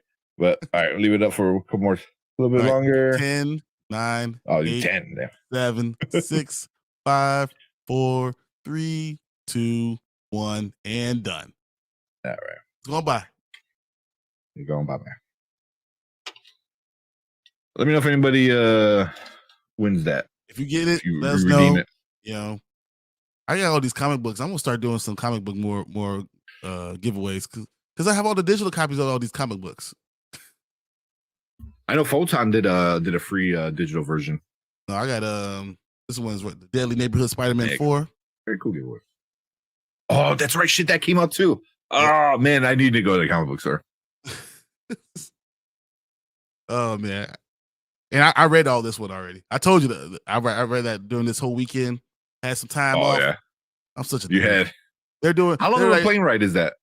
Like 2.5 hours. 3 hours? 2.5 hours. Okay. So, it's 2.5 hours there, 2.5 back, and then I was in the hotel room. Everyone was kicking it. I was reading my books. Yeah, nice. Because I know you said we're old men now, so you don't want to go out. Like, I'm gonna stay. It was like 9:30. I was like, we're will you say like we're old, so we don't like going out anymore? And then as we open our comic book, like, hey Brian, want to go get a drink? I got a date with Spider-Man. Exactly. So no. It's so funny because they look at me and they're like, "Oh man, you so much fun. It's great." So I'm fun to 9 o'clock. After 9 o'clock, I'm going back to my room. I got things to go do. Yeah, that's that's funny. All right. What else we got? You want to do another trailer and then we'll go to Mayfair Witches, or you want to do? Well, Mayfair Witches is episode 3 and 4. Yeah, Mayfair Witches might be long, so let's do another trailer because yeah, I have a lot to say about Mayfair Witches. Yeah. So this one we're gonna do Shazam! Fury of the Gods, which is Warner Brothers. So plan for that. Don't watch it live. Yeah, this one it sucks. Yeah. It sucks. But it is what it is. I think eventually once we get monetized, and there's some more like behind the scenes kind of stuff for creators. Once we get monetized, I'll probably go in and edit a lot of that stuff. I'll either clip it out straight from YouTube. And you always can blur it out and stuff like that too. Yeah. Yeah, we do that a lot of times anyway. Yeah. But cool. MW is disappointing me. Mayfair Witches. It's not as good as Interview. I'll put that out there. It's not. That's come on. That's not even. It's not even. It's not. It's not as close. I'm watching it. I'm not loving it. I'm not quite hating it. As much as we were hyped for Alexandra Daddario to be on it, she's not the greatest actress. She is not. She is very bland. And besides the times when she's having sex, I don't understand what the heck is going on. Like, did you guys only bring her in because she's willing to do these scenes? Right. That some of them don't even mean anything to what's going on, to the plot at all. Whatever. Well, so somebody left a comment on one of our other reviews, and they're like, "Oh, they're doing a lot less sex in the show." I was like, "I'm like, there's at least 2 sex scenes in every single episode so far." I'm like, "You're saying there's more?" And I was like, "Damn." And then I think Erica was reading it, and she stopped reading it because she was kind of upset at the end of the book. Yeah. But she said like, "Yeah," she goes, "It was a lot of sex in the book." I was like, "Damn." I was like, "I didn't know." Weird sex, like like with Ghost and with Ghost that had sex with your grandmama and your great grandmama. That's kind of weird, man. It's kind of it's kind of stuff. She is the worst. Yeah, my girlfriend cannot stand her. She's supposed to be the main character, but brings nothing. Yeah, she's like flat, like you said. Yeah, I don't know. I mean, don't get me wrong. She's very pretty. There you go. That's what you notice the looks because the looks are there. The looks are definitely there. But I don't know if she could carry anything. She doesn't make emotions. Doesn't give me a lot of emotions. You know what? We might as well talk about this whole thing. You just want to get right into Mayfair Witches? I feel like I'm just gonna open up this can of worms. Let's just go ahead and start. Let's get into it. Right. We'll just keep going because we'll add the intro in later or whatever. Exactly. we just got it. MP took us right in. Because a lot of times she's there and like somebody will say something and she does like this. She's like just like big eyes, big old blue eyes, and just this like surprised, shocked face. Like she's looking right at you like, yeah. So it's like, and I get it. Like she has very like pretty eyes, so she's like, "Oh, I gotta show those things off," and then she's just like confused, just like. But she's looking straight at you the whole time, like there's no character in front of you. She's just like, yeah, it's like, what are you doing? Oh man! And then I think my girlfriend keeps saying, "Is like she's a doctor. Why is she so stupid?" Like, why is she so stupid?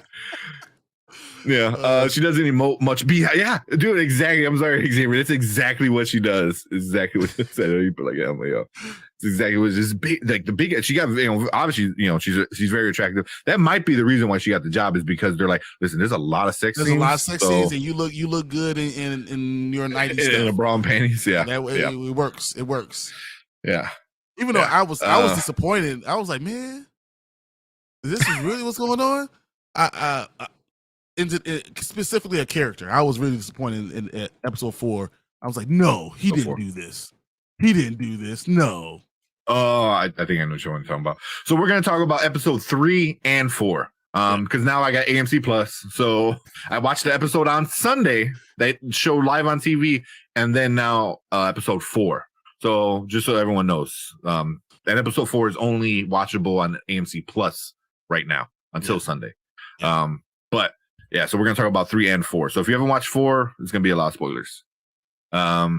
What is up? House of Nerd. Man, if that's Sergio. Mayfair Witches ass. It's not when we were interviewing for the vampire. When we're getting the vampire Lestat and we're getting Louis. That's not that.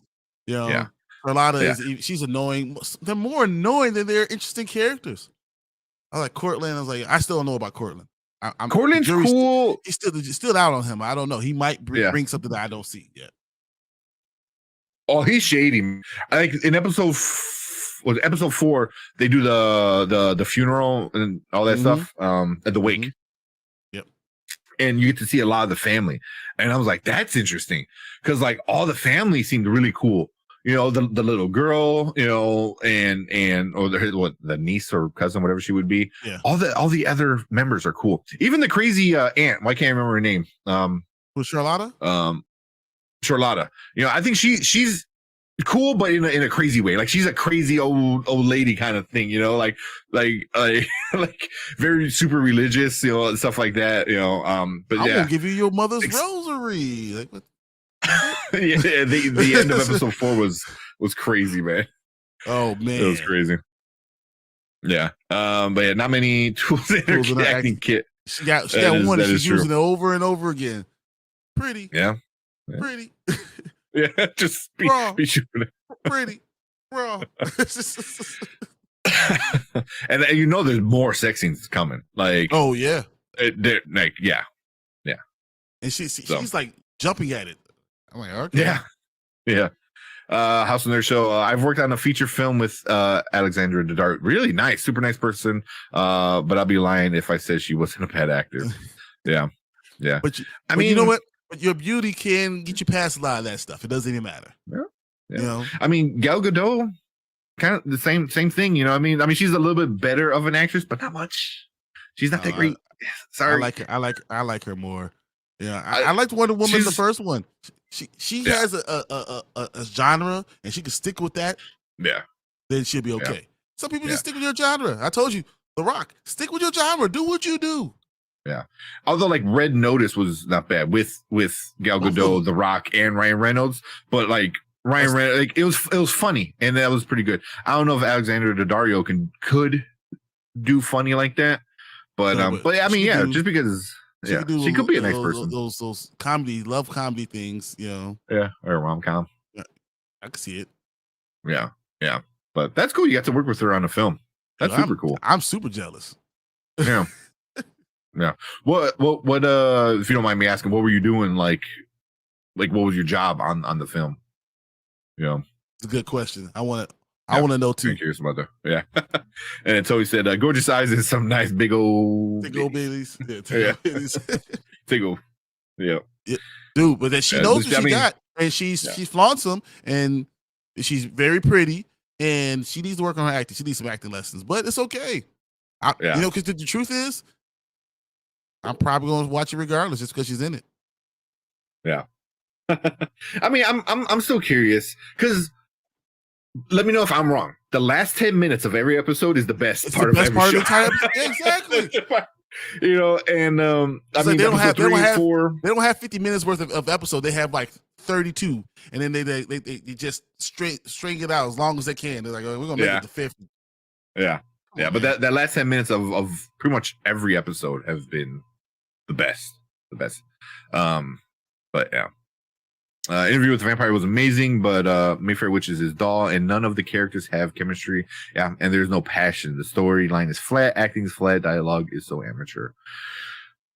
Yeah. I mean, you're not wrong in any of that. Dull is a very good the chemistry though, and I think especially it's the chemistry, especially coming off of Interview with the Vampire and how top tier everything was better than expected. Like it was just great. It was great. So you're coming off of that. I didn't expect Mayfair Witches to be the same level, but I wanted it to be at least somewhat good, like at least somewhat comparable. Right now, you can't even compare the two. You still have an opportunity with some of them. Like I like Cyprian. Her watcher right now. I'm enjoying him, even though he's doing a lot of stupid stuff too. Yeah, he's doing a lot of stupid stuff. You know, but I feel like I can see how they're trying to force that chemistry thing with them, but it's not really there yet. Yeah,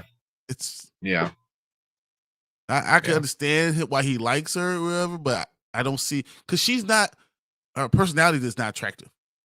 And I'm not talking about Rosario. I'm not talking about the Dario. I'm not talking about Alexander. I'm talking about the character. Roman is not an attractive personality, so it's hard for me to think that the Cyprian is enjoying being around her. You know, besides just trying to be a hero. Yeah, but I wonder if they did it on purpose though. Yep. Yeah, I know, right?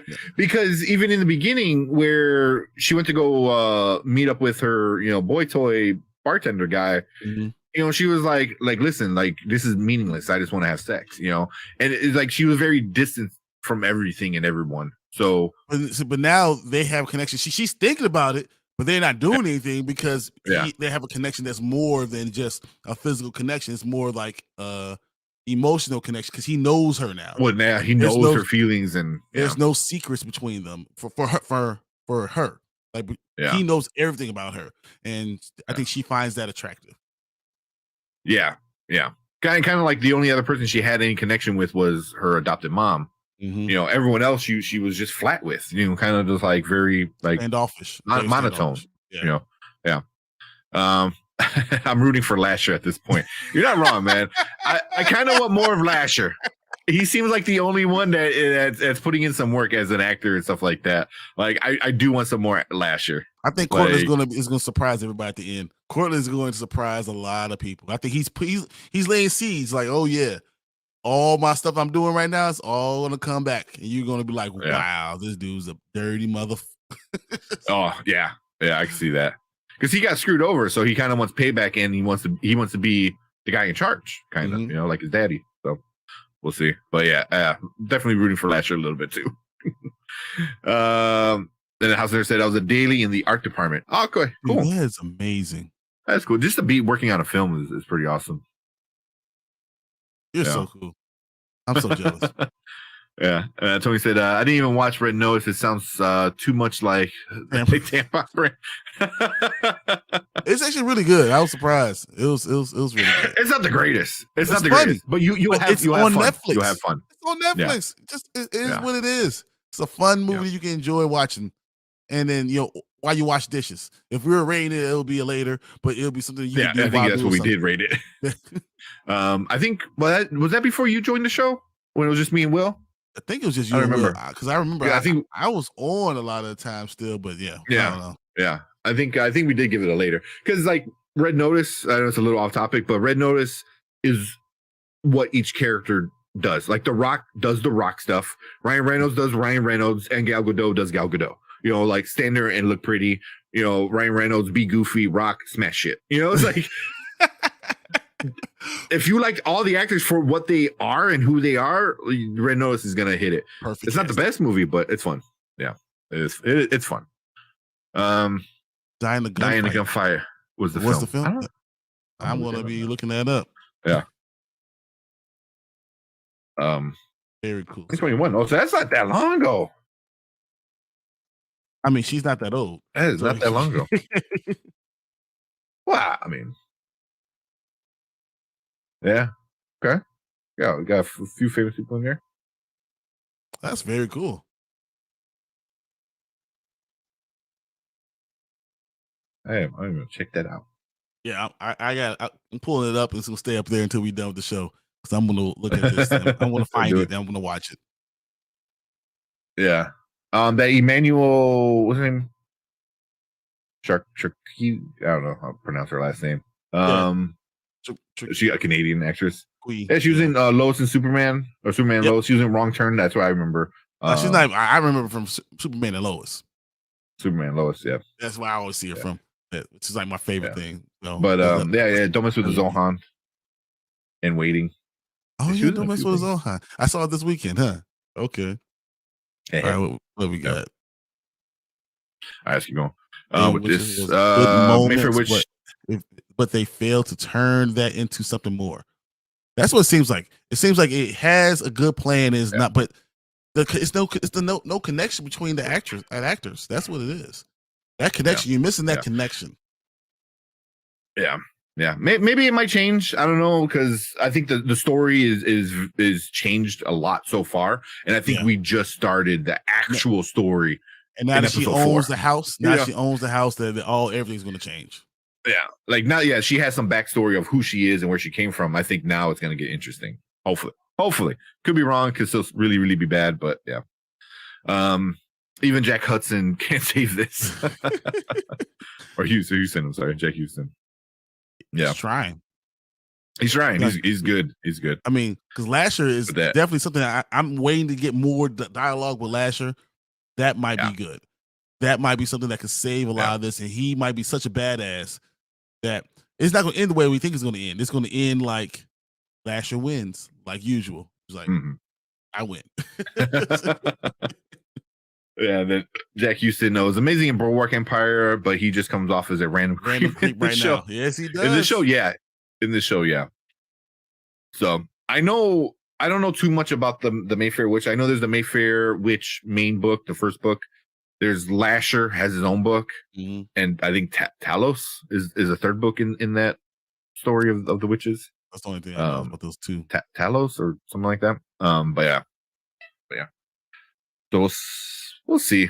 I mean, I'm still giving it a shot and see how it plays out. I don't completely hate the show yet.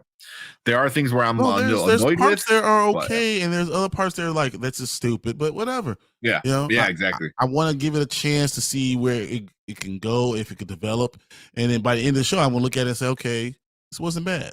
Yeah, I mean, she keeps giving that stupid look. No, it's not even like a fast look. It's just like, and then she had like her face like she's like looking around like, like look how blue they are. Yeah, exactly. What's K-Dot? What's up, K-Dot? What's up, man? I'm glad you be here, man. Yeah. But yeah, right now we're just talking about Mayfair Witches episode 3 and 4. So where are the good parts that you really like about these two episodes? There is random parts, but I don't know. I like the whole her getting high or drunk or whatever. That was cool, but her taking it as stupid. I was like, really? You're in pajamas in the middle of a place you don't know, and you're just gonna take a random drink off the street, like from a stranger? It was like, you are the stupidest doctor ever. Yeah, she has some serious whole problems. Like that's the stuff that she does is like, that's not real. That's not real. Women don't do this. Yeah. You don't fall through this. You don't fall for that. That doesn't make any sense.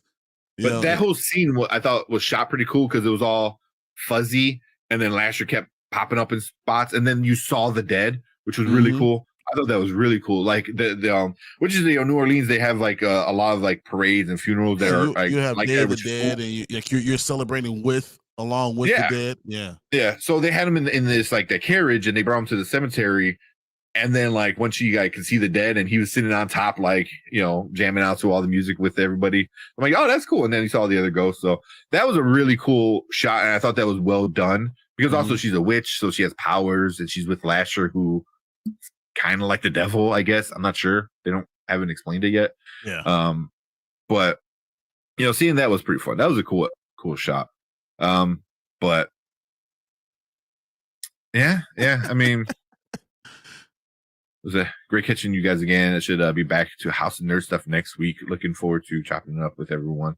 Have a good night, guys. That's going to be very I'm assuming cool. It's Sergio.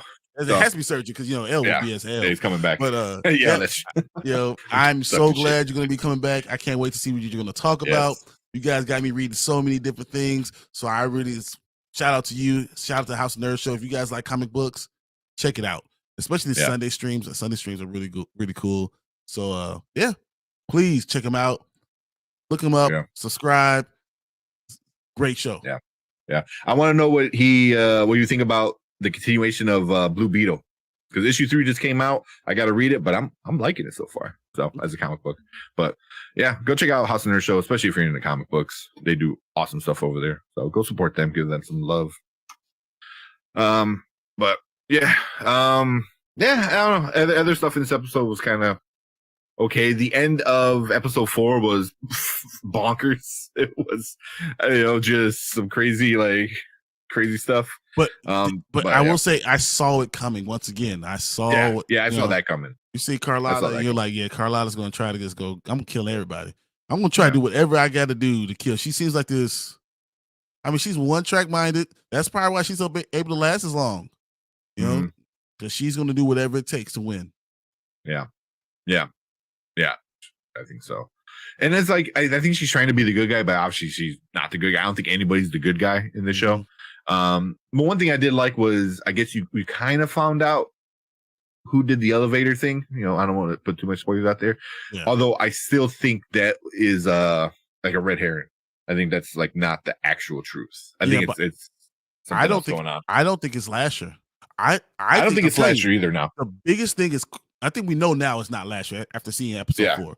But I'm telling you, the biggest thing I'm enjoying is Cortland Mayfair. I feel like he is behind 90% of all this stuff that's going on. So he's trying to play both sides. He's trying to play Lasher and be there and give him what he wants, but he's also on the side trying to control him. Yeah. And I really believe that's what the whole thing was. And I think he's probably behind the one who killed Deidre. I think Cortland's behind it. Yeah. Because once again, she's the one who owns all the houses. She owns all the stuff. Because think about it. If Cortland could kill off Deidre, or he already killed off Deidre, and he could kill off Rowan, who's left to get everything back? He's back getting He's in charge of the family. He has everything in charge again. So I feel like he's the one. He's really the linchpin that we're going to start to really understand, and how important he is, and why you had to have Carlotta and him, because they balance each other out.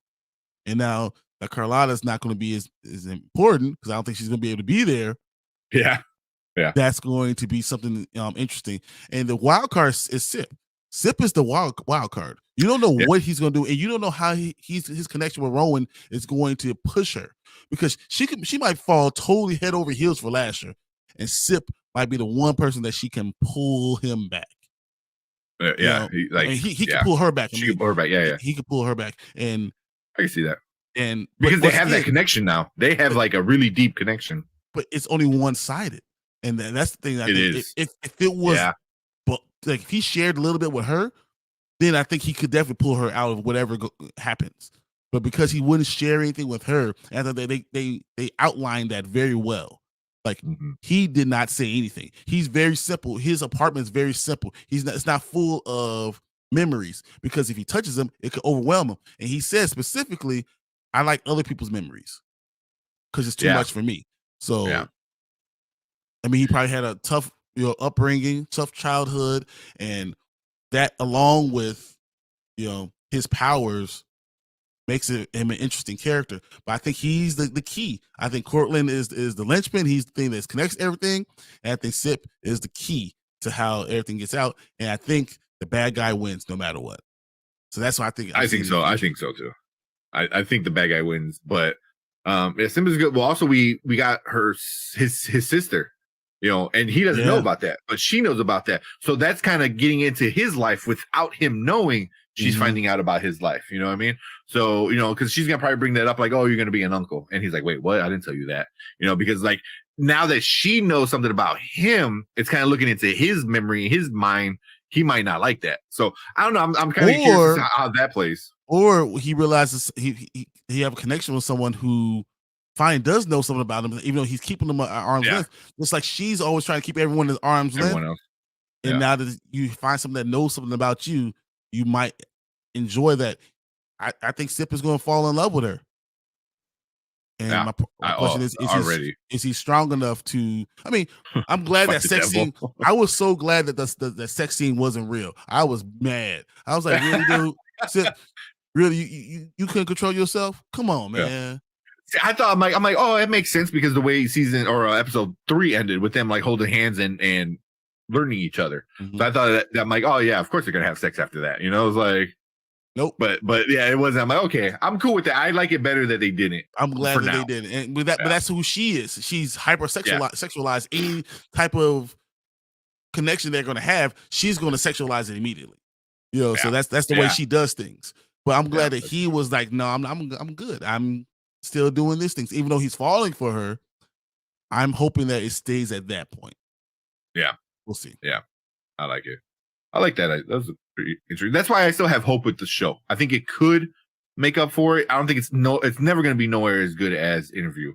No, I mean, come on, it still has a chance. But that's an all-time great book. It's an all-time great movie. It's going to be an all-time great series. This, we're just hoping that it can carry the Anne Rice universe a little longer, so we can get to the Vampire Lestat. That's all I'm caring about. Yeah, carry it strong enough. Give us enough views so the Vampire Lestat gets made and blows our mind. Yeah. Then MP said, Corbin, it was just funny because I thought about this every time too. Corbin looks like Dr. Oz. I just see Dr. Oz when he's on screen. Exactly. With the really bad Southern Belle, Louisiana accent.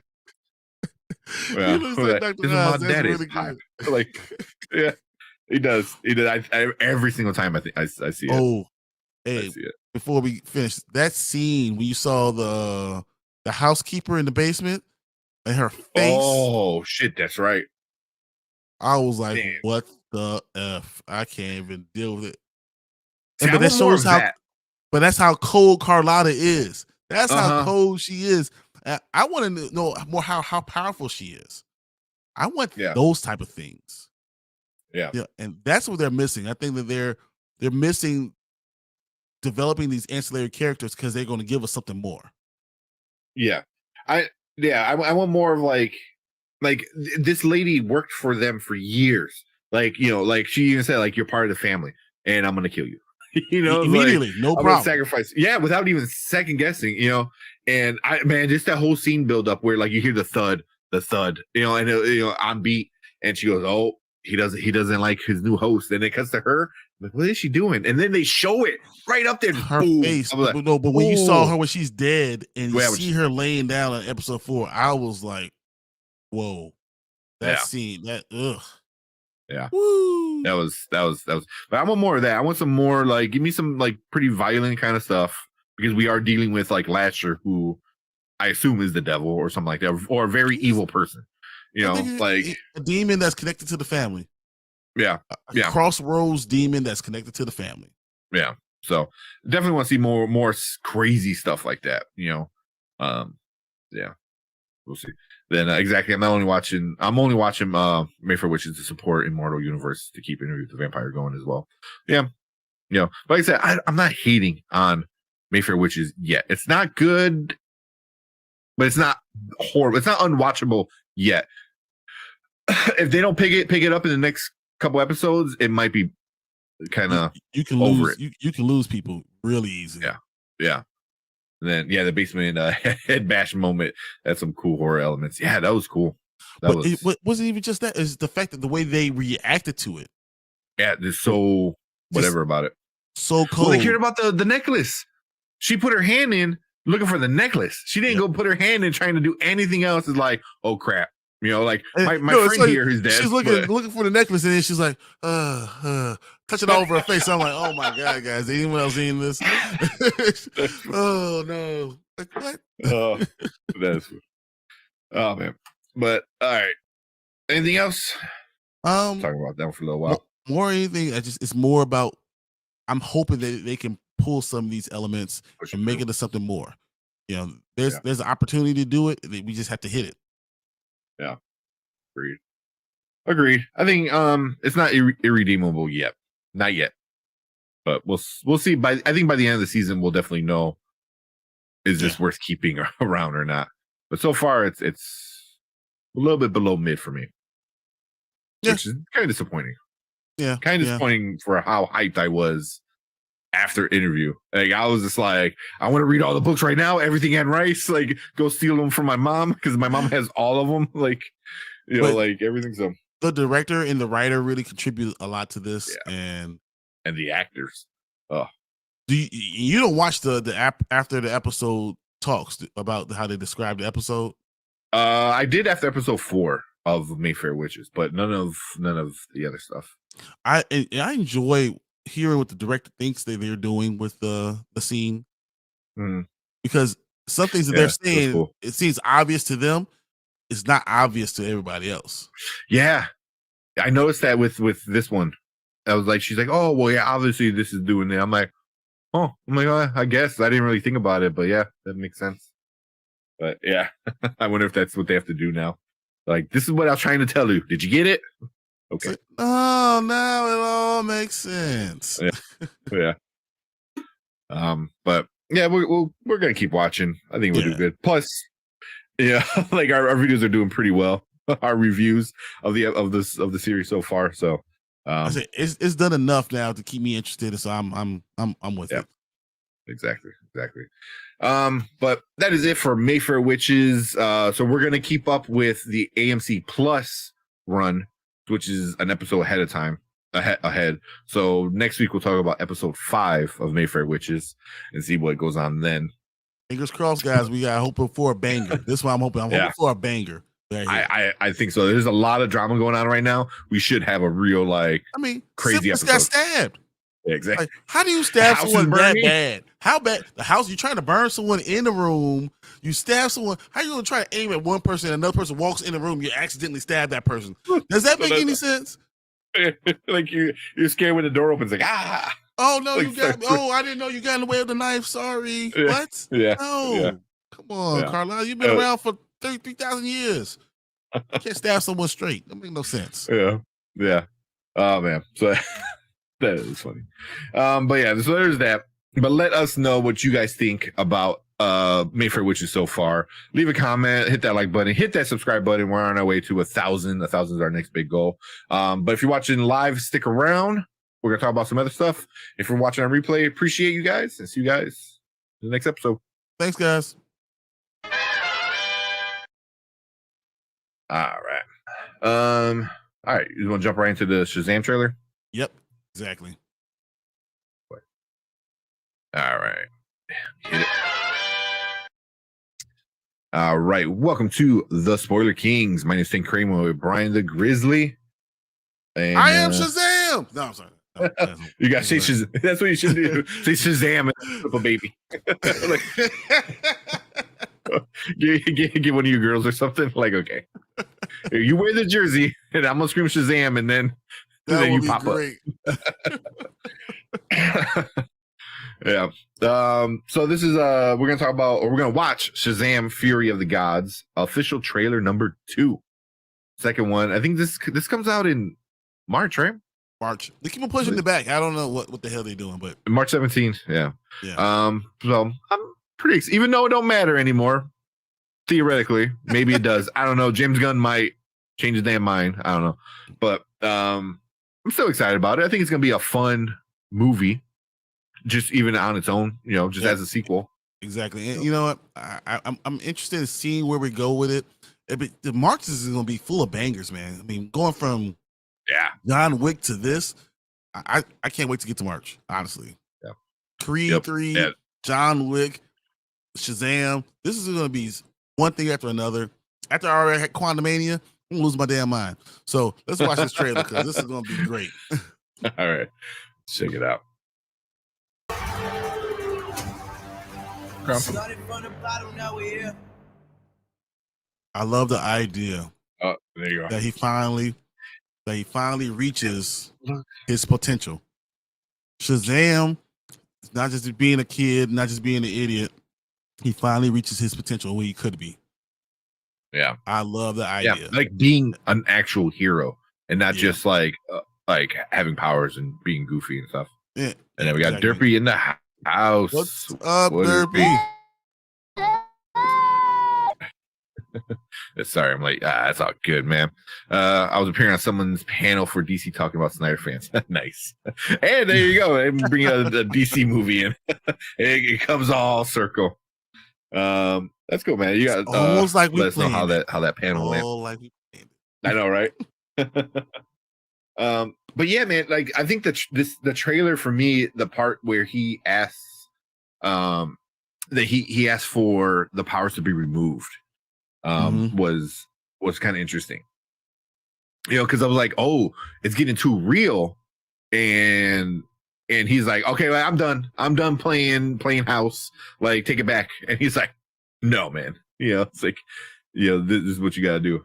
I think it was the when he saw his family be taken away and realizing that, you know, this is what when you have a connection with someone, you know, because before he didn't know his mother, he didn't have a family. When you have that connection, it's hard to be a superhero.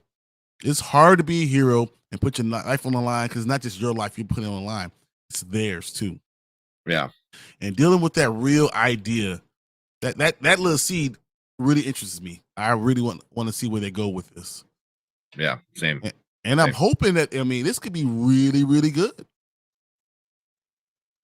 And then I think it's going to do well. And then James Gunn is going to cancel it. I mean, right now it's safe. At least that's what Zachary Levi. Excuse me. That's what Zachary Levi was saying. He goes, "I'm not fired yet." Exactly. Yeah. So I haven't been fired yet. Today, at this time at 2 p.m. Every minute he's like, refresh email. Am I fired yet? Yeah, but at least James Gunn figured out not firing people before the movie. James Gunn on Twitter actually shared the trailer, which is kind of interesting. So, you know, but obviously this is everything. This is all before he was in charge. This was going to happen no matter what. So it should have happened a year ago. It is what it is. But yeah, I like it so far. Was that Lucy Liu? Yeah, that's definitely Lucy. Is it Lucy okay? Liu. Yeah. Oh my god. I haven't seen. She hasn't done anything in like a long time. What's the last time I seen Lucy Liu? I don't know. Futurama. That's the last time I saw her in anything. That's what you watch it every night. Doesn't count. It is. Yeah, I think it was Elementary. I think I haven't seen it. You know. Oh, that's right. Yeah, she did Elementary. That's the last time I seen it. Yeah, that's about it. Yeah. But I like it. Graphics look pretty on point. But yeah. Oh shit. Yeah. I mean, I think it's still. I think it's gonna be good. I wonder what type of numbers you're gonna get from this. I'm really interested to see what type of numbers you get for this.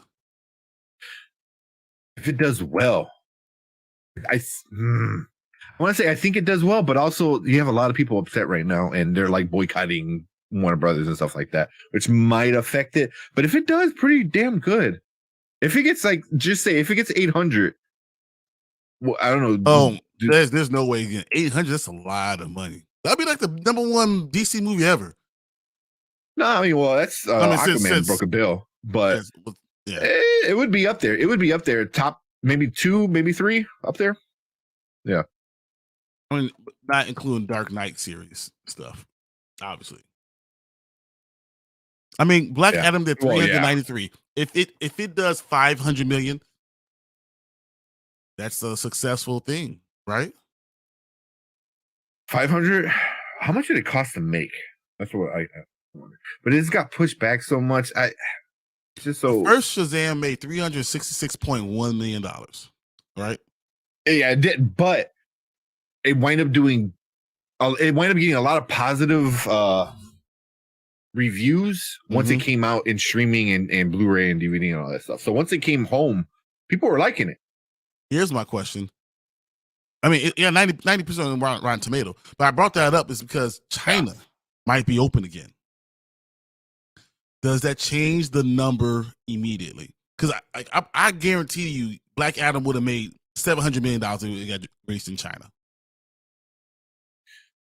I think so. So here, per Rolling Stone, Shazam: Fury of the Gods costs 125 mil. Okay. So I need to look into what is that the cost? Does that include marketing and stuff? Because marketing is usually it does.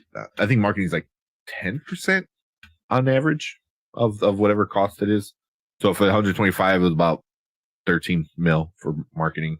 Which this one, I don't know. The marketing has been kind of all over the place with it being because he's gonna delayed. Get pushed back. Yeah, how many times are you gonna push it back? It doesn't make any sense. Yeah. But I think if it releases in China, I think it'll do well. I can see that. Cool graphics always does well in China. An easy story. I don't think it's going to be overly complicated story. So it's going to be I love easy my story. family, and now it's hard being a superhero.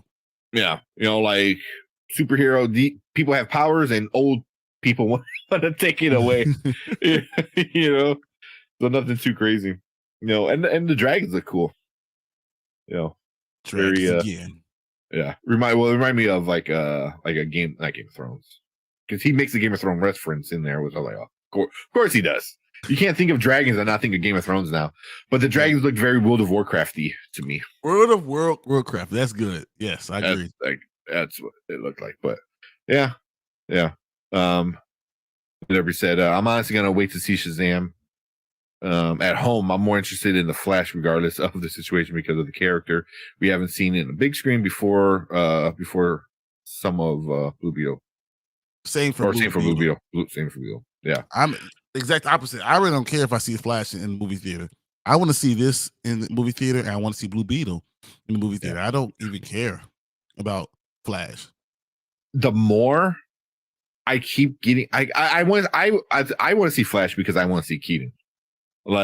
Everyone's going to see that movie because of Keaton. I can care less about the Flash and all his stuff. I want to see Batman Keaton. That's my Batman. That's my Batman. That's the Batman I grew up on. That's you know what I mean? So for him to be back in the suit, that's important for me. That's super cool for me because for me it's nostalgia.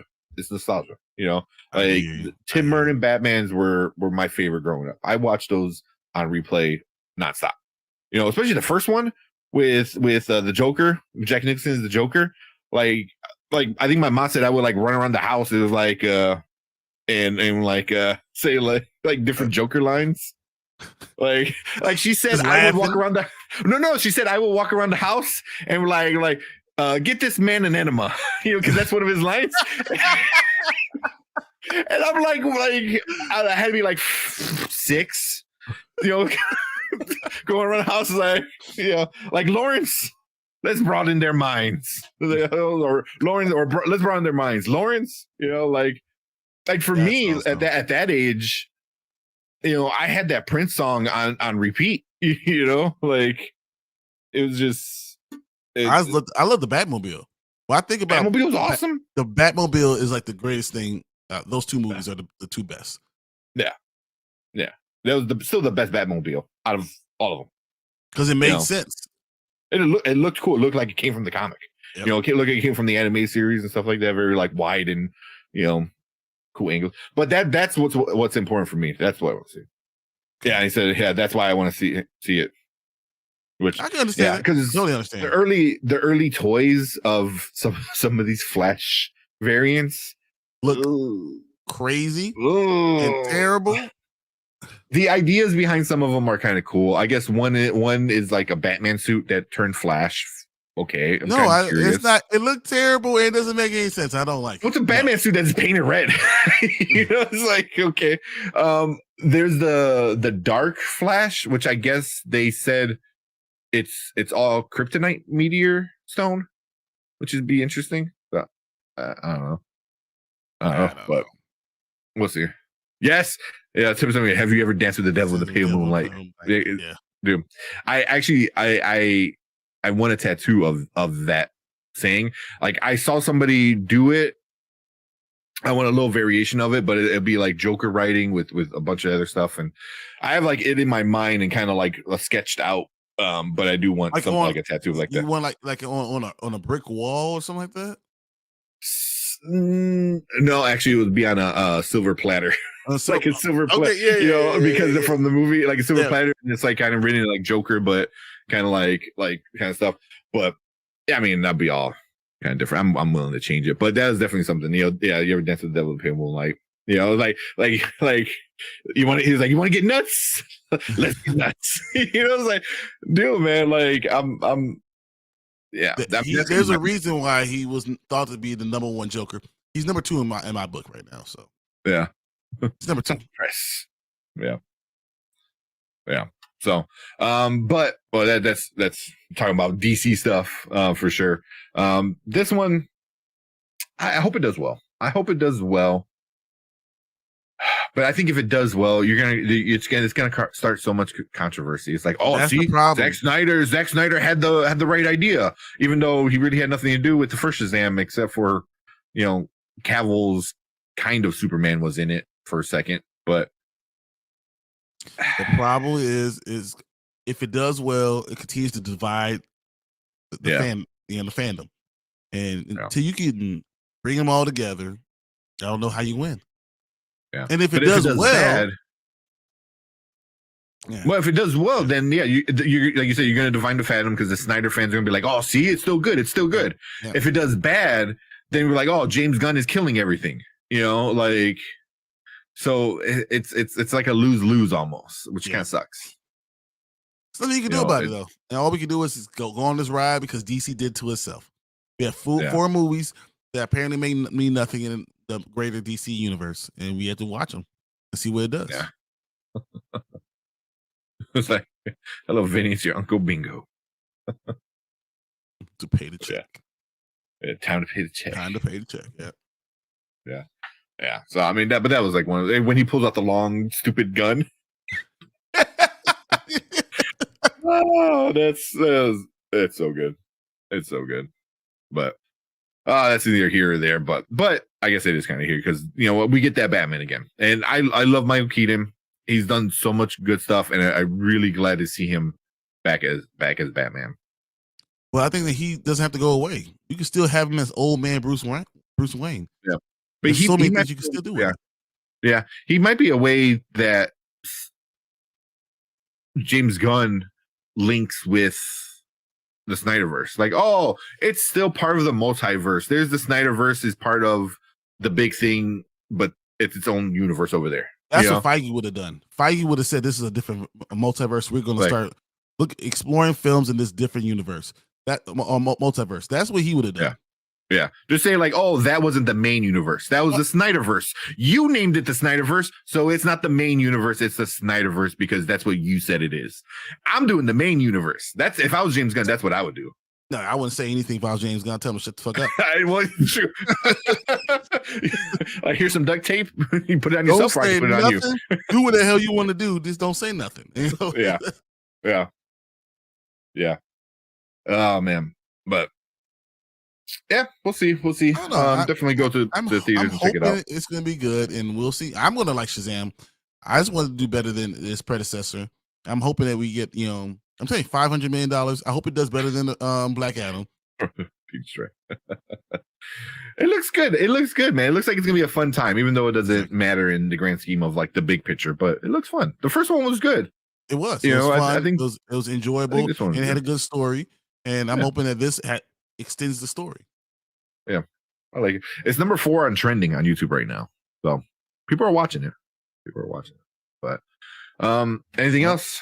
No. If anyone's watching it right now, just want them to let us know what you guys think about it. Are you excited to see Shazam? Is March going to be the biggest, baddest month ever? It's going to. We're going to have a lot of bangers. Is this going to be one of them? Leave a comment and let us know what you're thinking. Please hit like on the video and hit subscribe. We're trying to get to 1,000, so help us out. We appreciate you guys. Yep.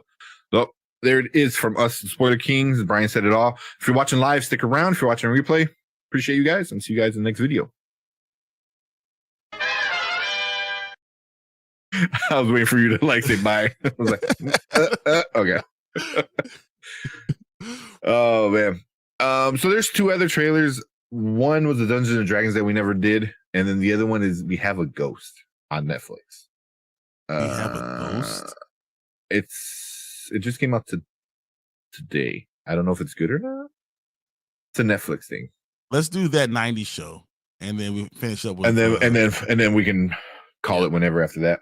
Exactly. Okay. I'm trying to see who's in this. We have David Harper and Jennifer Coolidge is in it. Oh God, really? Interesting. I was Jennifer Coolidge has a very good voice to mimic. I can't do it. I wish I could. Did you? I wish I could do impersonations, man. Yeah, it's wasted on I wish I could do impersonations. Damn it. I know. Yeah, impersonations. I love, like, it doesn't even need to be that good. Some bad ones are pretty good. When they say, all right, time to talk about the evolution of human life sharks with freaking lasers on their heads. You're good, Derp. You're good. Yeah. Where's that from? Is that from somewhere? Am I drawing a blank? I believe it's from is that Batman? It sounds like it's Batman. That's not it. It is? It's not. Oh, yeah. That's Batman. That's Batman. Shit. Austin Powers. Yeah, Austin Powers. Austin Powers. That's what I thought. I'm like, I remember an evil guy saying it when like everything starts getting crazy. I mean, remember that. It is like, instead of us focusing on getting these sharks with lasers on their head, let's actually go do something positive for our villain. Let's go make $1 billion. Let's go invest in Starbucks. that was good. Crazy movie. All right, yeah, let's do that 90s show. But real quick, so I was on Zach Millen's stream last night, or not on it, but in the chat, and I forgot what we were talking about. The 90s show, it came up, and he didn't like it. He said it just was too corny, too cheesy, and too cringy. Isn't that what that 80s? I mean, that 70s show is kind of, but because, and it's a shark reference from the Batman 60 movies, or I'm assuming he said 90s. Is it the movie? No, he's 60s. He's talking about what you call it? Adam West, right? Adam West one? I think he's talking about Adam West. I think he is. Maybe. Adam West was pretty fun. I gotta get some water real quick. Fucking, I overate for dinner because I didn't eat anything all day, so I got fucking acid reflux. Sucks being old, man. I was like, that's probably being old, man. That's an old man thing. I need to go get some Tums. If that's an old man thing, I'm super old. Oh, give me a minute. Just give me a minute. Oh man, so we're gonna talk about that 90s show. I'm just looking up these things. So IMDb is rating it a 6.6 out of 10 right now. I just saw it on Rotten Tomatoes, a 74%.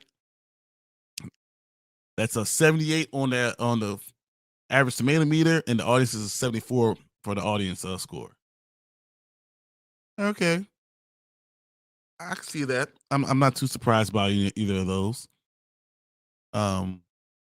I'm going to read a synopsis real quick. It says, in the summer of 1995, Leah Foreman makes friends with a new generation of Point Place kids visiting her grandparents, Red and Kitty, in Wisconsin. So it's based in 1995, which is right up my alley because in 95, I was 10 years old. I understand a lot of these things are like 4 years older than what I would have been doing, but I understood what was going on. And that's probably why I would enjoy some of this stuff more than others. I'm probably going to give it a more of a positive rating, but just because I understand the time. And I'm not going to compare it to that 70s show because that 70s show is top tier. It's hard trying to compare it to something like that's that good and those type of characters. Was it? Right. Yeah. Robin Hemming start repelling the bat spray. That's a real cool thing. Yeah. Well, that's why they always make fun of it, like in the Lego Batman. You know, like Robin has the shark repellent. I think I have a minifig from the Lego Batman movie of Dick Grayson with a bottle of shark repellent. You really do? One of my minifigs, I think, has it. I can't. That's awesome. Well, you saw all my minifigs, my freaking wall of minifigs. Exactly. You have a big wall of it. Yeah. Taking the show is more the Gen Z show than the 90s fella. No, so it's still based in 1995. So, and that's what I'm trying to say. Like, because it's 1995, it's not. They don't have their phones. They're not doing things. These are not kids that. Because they're kids now, they're not acting like they're kids now. They're still acting like the kids from the 90s. And that's why I probably will give more of a positive rating than everyone else. So I was telling you, it's a 6.6 out of 10 out on IMDb. There's a 74% on Rotten Tomatoes. The critics like it a little bit more than the audience. Yeah. Audience is 74. The average tomato meter is a 78. I didn't hate it, but we'll talk about it. We'll talk about. Yeah. I said, whatever the gen they define today. I don't know. I think it's Gen Z is the new one. There's Gen Alpha, but they're still like young, like babies. I know, but that's it for them. But I think it's more for us, you know. Yeah, it had a lot of references that I got. I had a lot of references that I remember. The Windows 95, how important that was. Oh, I fucking fell on the ground when she turned it on, and I was like, I haven't heard that in forever. The dial-up, the dial-up. She goes, why does it sound like demons screaming? I'm like, oh my god. Yeah, there's a lot of references that reminded me of the 90s. A lot, not a lot, but enough where I felt nostalgic enough. It was targeted to that audience to look at audience. It's targeted to that audience. Look at Wednesday, for example. I think Wednesday was like, definitely was great for that. I think it was trying to do both at the same time, and I think that was the issue. You either need to play to the audience of us who grew up in the 90s, or play into the audience of younger generation of what they think the 90s was. Mm-hmm. And it was kind of trying to do both. Hey, let's get right into it. Into it.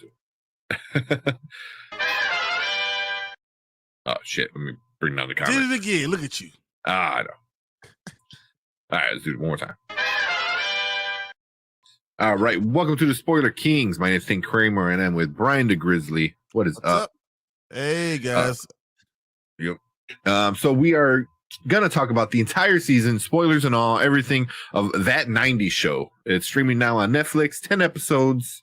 I binged it, so yeah. I watched it right off the bat. It was good. And one night I enjoyed it. So we'll talk about some of the good stuff and then some of the bad stuff, and then we'll give our rating for the entire season, and then see where it goes, if it deserves a second season or if it's done. Stuff like that. Dead or arrival. Yeah. What are some of the things that you wind up liking about it? I liked that it knew what it was, so it gave us, the Ashton Kutcher, the Mila Kunis.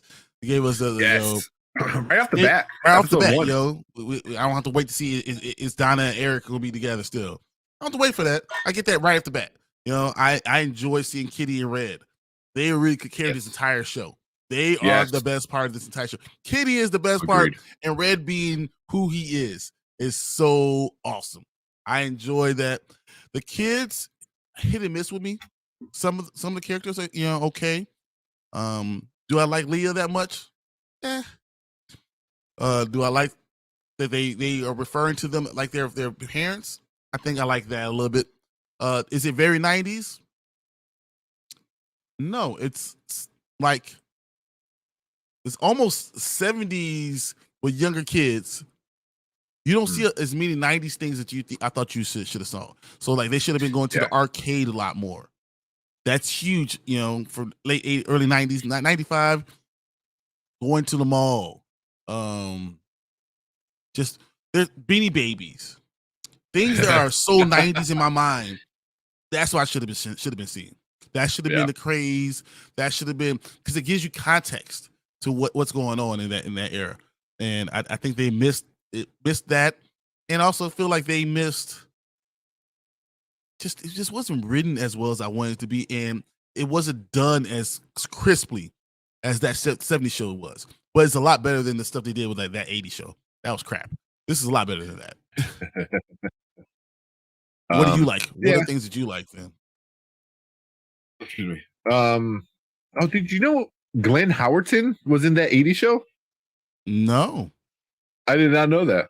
Interesting. I just looked it up just randomly. Okay. I mean, that show did suck. But yeah, I mean, the stuff that was very reminiscent of being in 95, the computer, Windows 95, the dial-up, I was like, yeah, that had me dead. Yeah. Yeah, like that I thought was like yes, I remember that because I haven't heard that since the 90s. It's like, once D1 internet came out, yeah. Oh, I hit though, like, you got mail. I was like, oh shit, exactly. Yeah, I mean that was all like fun, but overall, like you said, like bringing the old cast in right off the bat, I thought was good. So it's like listen, we are a sequel, so here's the old characters and here's what they've been doing, but we're not focusing on that. We're gonna focus on their kids. So I'm like, I liked it. They introduced Eric and Donna. Cool, liked it. Cool. I liked how Eric is still super nerdy and he wants to like. It was funny. Donna's carrying all their stuff. Yeah. So don't worry, I got the bags. Don't worry about it, baby. I got it. Yeah. But also, it's like it also reminds me of like us now, like as adults, which is kind of weird. Where all the stuff that we wanted when we were kids, we couldn't get, but now we're getting them. Hence, all the stuff behind you, all the stuff behind me. Which is like Eric. Eric is like, I wanted to be a nerd and I wanted to go to moon camp or astronaut camp, which is like interesting. But I felt that was like made for us now rather than parents then, because I feel like parents in the 90s weren't like that, like Gen Xers or stuff. They weren't like that. Wasn't her Leia Skywalker? As he called her. Was it Leia? Was it Leia Yoda? Yoda, is what it is. Or something. And then Donna's like, that's not her middle name. But definitely, like, well, one thing was good was Eric, like, he goes, you're gonna get in that car, it's gonna go up your ass. And then Donna and Kitty were like, oh no. And then Ray was like, I haven't been more proud of you. My entire life. Like that was funny. That was stuff I enjoyed, like having that old cast back to introduce the new people. So that's why that pilot, I really enjoyed the pilot. I would love to get more Ashton. I feel like Ashton and Mia should have been in a little bit more. Yeah, I would enjoy that even more. Because he got their son. If this is his son, how come we get nothing from them? That made no sense at all. What do you mean? Oh, with what's his name? Jay Kelso. Jay. If Jay's in every episode, how come we don't see his parents ever? Yeah, that one time. That was it's not like he's visiting his grandparents. That doesn't make any sense. Maybe, I don't know. It's not. So he said Eric yelling at Leia though with that specific line, though poetic, don't you think? Yeah, I mean, but it's also call her a dumbass. That's funny. Yeah, but I mean, but it's not out of the realm of like what happens in the real world. You know what I mean? Like, like I think we talked before, like generational trauma and stuff like that. But it's also like you're gonna, even unwillingly, you're gonna repeat some things that happened to you when you were young. It's because it's in your subconscious. Yeah, it is. Yeah. So Red saying dumbass every 5 minutes and all that stuff was like, yeah, of course, and it was funny because it's like, what's the worst thing that could happen? It's like, I become my parents, that's like one of those like tropes kind of thing. And then, him kind of doing it. It was good. Well, it was good. What was interesting is that anytime you saw even Leia, when she got angry, the only person she knew how to emulate was Red. So she got angry the same way that Red gets angry, calls everyone a dumbass, threatens to keep putting a foot in their ass and all that. That's just what she did. Yeah. Because that's all they know. And so for Eric, that's all he knows with anger. So that's why I thought that was poetic that he did that. That's all he knows with being angry as a parent. And she's his girl. So like, you don't say that to your girl because that's your baby. It's different. It's just totally different. And Debbie said, I didn't watch it because I'm not a 70s show fan, but I knew it was a decent reboot. Best I could describe it was the reboot show that Netflix tried to push for nostalgia to save their company. They are good. Well, yeah, a little bit of both. A little bit of both. It probably was something they're like, oh, hey, here's a big show. Let's do it was kind of a reboot, but like a sequel. That whole meta that the last Scream was making fun of, like, is it a sequel boot? A re-sequel, a requel, I think they were saying. But it was definitely something along those lines. You know what was missing? I can't even say it. Not knowing, we know what's going on with Danny Masterson, but not having to hide the character in that, knowing that, because he's so essential, because he's Eric's best friend. He was the only other one competing for, besides the other Kelso, competing for Donna's love. He's also the connection with him and Jackie. It's literally like he's the linchpin. So it's almost like you couldn't do it well without having him. With the character missing. Yeah, it's just nothing you could have done about it. Yeah. I mean, really, there's not much you can do about it. I mean, at the beginning, me and my girlfriend, when we watched it, I mean, we enjoyed the pilot enough to like keep watching, and we were laughing enough to keep it going throughout the night. 10 episodes, 30 minutes. We got it done in like 3 hours, which was for us. We're up with the baby that long anyway, so it was pretty quick. But in the beginning, we were like, do they mention Hyde, or do they just know at all? And that's what we're like, oh, what's gonna happen? And they just avoided it altogether, which it's not that bad, but I do wish they would have maybe brought something up, because I guess there is times where like you do grow apart. You also like realize that they never talked about who's Nate's father. Which one's Nate? See, this has the issue. Some of the names. The tall fat kid who had Nikki as his girlfriend. Nikki, but he has his dad is a baseball player. He's a baseball player though.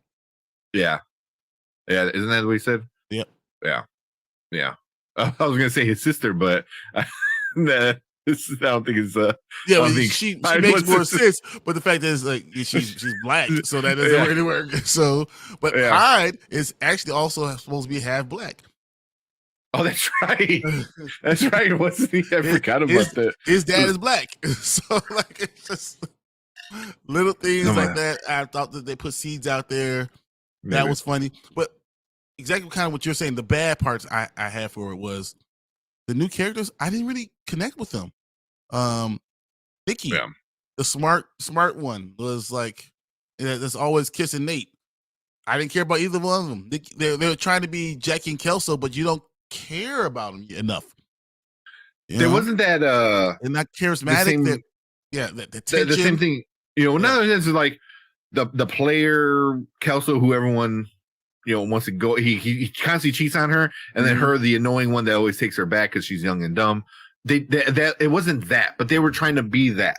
But they're trying to do that in different characters, because you also have the other Kelso. You have Jay Kelso, but that's now with Leah. Yeah. So they're trying to play it different ways. Yeah. Ozzy was funny, but he wasn't someone I cared about as a character. Just didn't matter. Yeah. It was like he really was just like someone that you just have to like throw. We have to throw someone in there. Let's throw in them. And that's you needed that Fez. You need that Fez kind of character, with the zingers and the one-liners, and that's what. For the first 3 episodes, I feel like he was nothing, and then obviously he came in, and like episode 4, he started to be more of a character, and then he dies out of the game because he has no connection with anybody.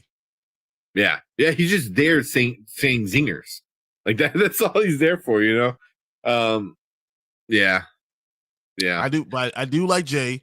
I thought the Jay Kelso character was the work interesting, because he was the very opposite of what his dad was. I'm like very like a heartbreaker kind of guy, but he doesn't want to be known as like this like kind of player that cheats on girls. He's and stuff. Smart, he's kind. He was able to think. He was self-reflective.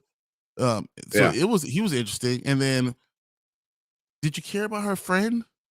Like, you're my best friend. I'm like, I don't know. What was her name? Let me bring up the cast. I don't know why I didn't bring up the cast. I liked her. She was probably the only one I really liked. You know, was Jay, not Jay's. Let me see it. Let me bring it up real quick. I know her real name. I can't even think of what her name was in the show again. Gwen. Yeah, there you go. I liked Gwen. I thought she was entertaining enough. I like her, the actress. I don't know if I liked her that much. I like the actress. It's really funny. So here, this is on. I just typed it up. Everything that it says 90 show cast and Hyde, right? It says Hyde, right? Even Hyde, which is hilarious because I think she's supposed to be the Hyde kind of character. But yeah, Nate and Gwen. I liked Gwen. I thought she was interesting. The only bad thing was, I would say, the OG characters stole it. They stole the show every time. So it's supposed to be about these young kids, and I don't know if maybe it's an issue because they're all actually young. 15, 17, 18. They are kids. They are kids. Where at least in that 70s show, the youngest one was Mila Kunis, and I think she was like 17. She was definitely. She was younger. 14. She was 14.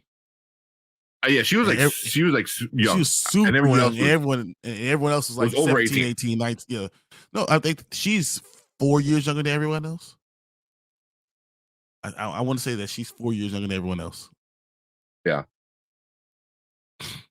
Pull up. I know she's like super young. She was 15 when it first started. Yeah. She said the pilot, she was 14 when she did the pilot. That's why. Yeah. So yeah, she was the youngest. I think everyone else was about 8, like right at 18. Yeah, no one knew. Know.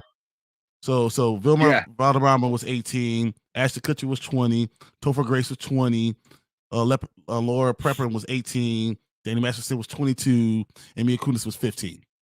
Yeah.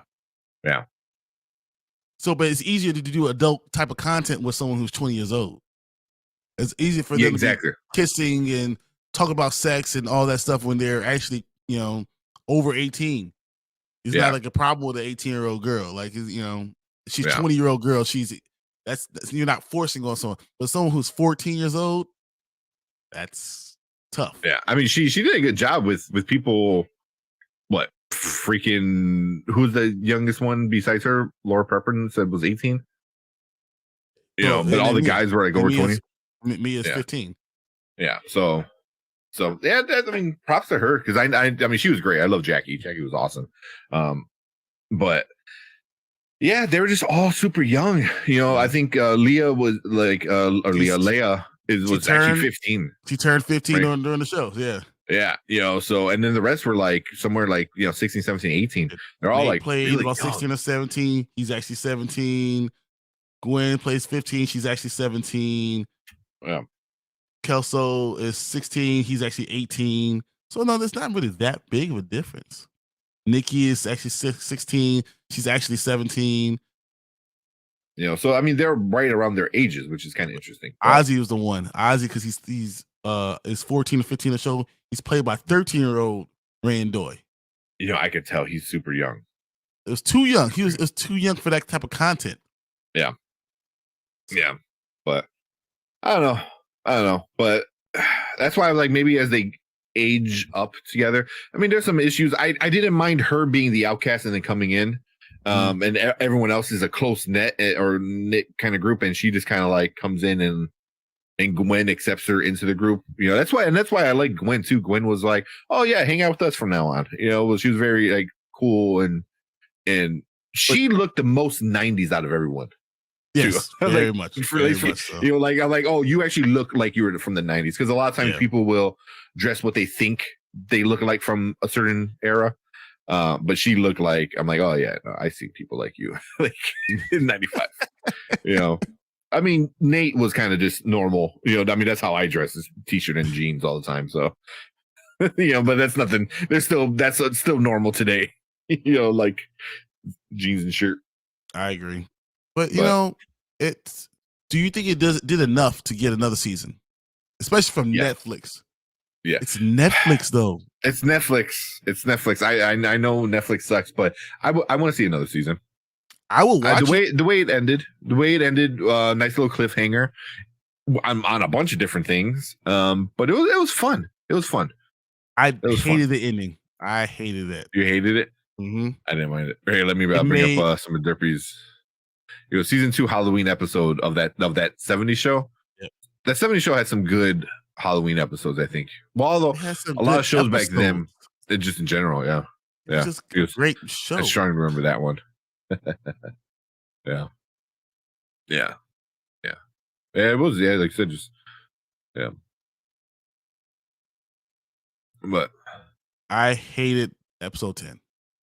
The ending, I feel like Leia. What part? Leia has no chemistry at all with what's his name? What was it? Matt? Nate. None. Yeah. None at all. Like that. So why are you kissing him? Because he's been kissing every day. There's no, because he's been kissing Nikki every day. There was no attraction at all. She's much younger than he is. He's going to be a senior going into the senior year. She's a freshman. What point did it make any sense? It made no sense at all, and I hated it. They barely talked to each other during the whole time. They had one meaningful conversation, and then they ready to kiss. This is stupid.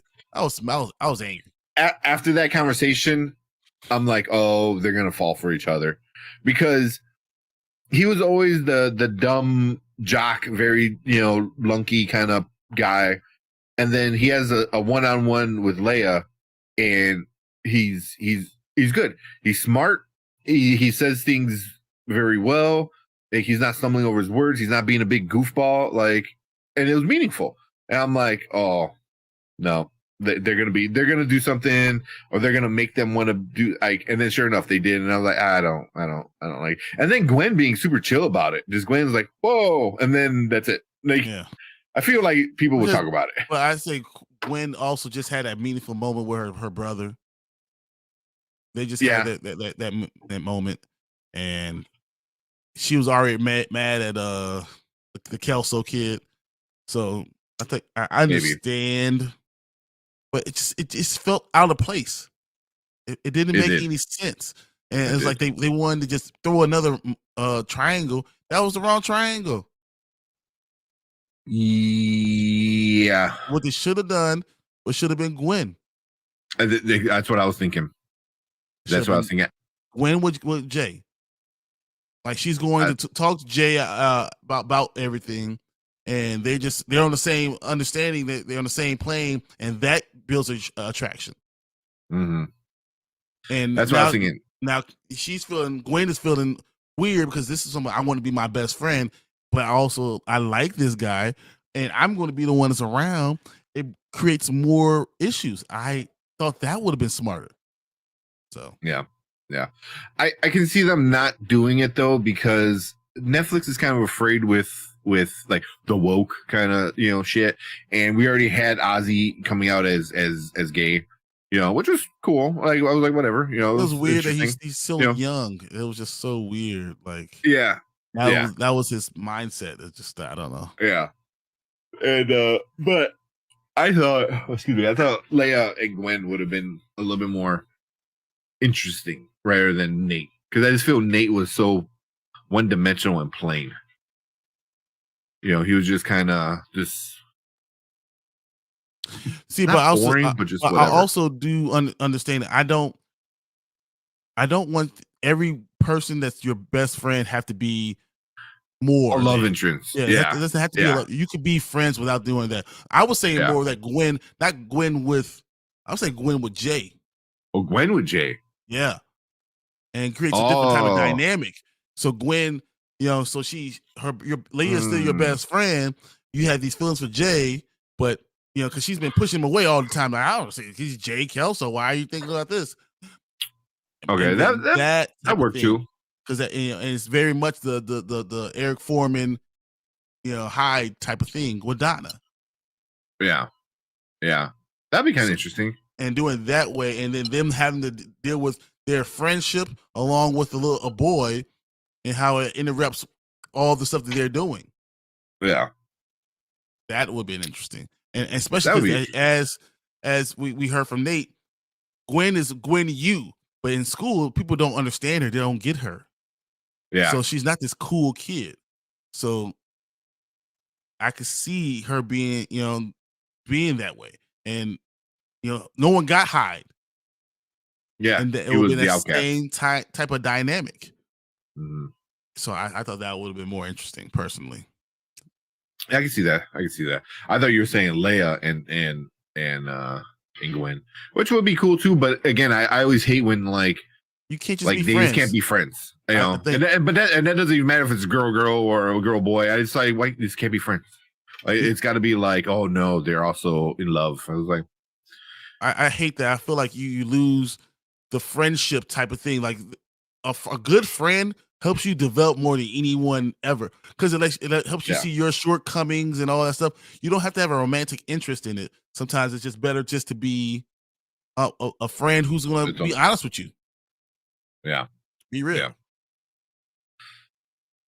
Yeah, I agree. But it did have some Fez being the hairdresser was awesome.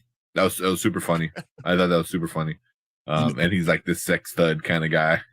You were talking about having another woke type of thing, whatever, that people would not liked. I thought that was more going with Nikki.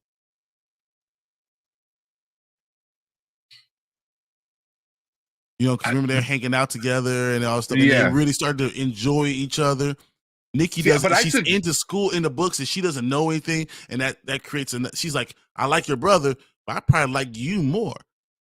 That's something I think you could go with. But I mean, that's something that doesn't have to be thought about right now, especially after they have to break up, because he's such a nice guy. Nate's going to say something, right? And Gwen could be there because Gwen is not so sure about anything.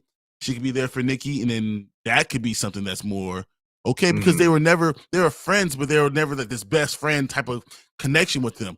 So you're not really invading that type of friend space, but you're still exploring those type of things, even though that would be more 2000s and less 90s. Yeah, I think so too. I liked when they got high and became like friends, and did the photo shoot and stuff like that. I was like, oh, that was cute. I liked it. Mm-hmm. I didn't see it as something as romantic. Very Blossom Phil.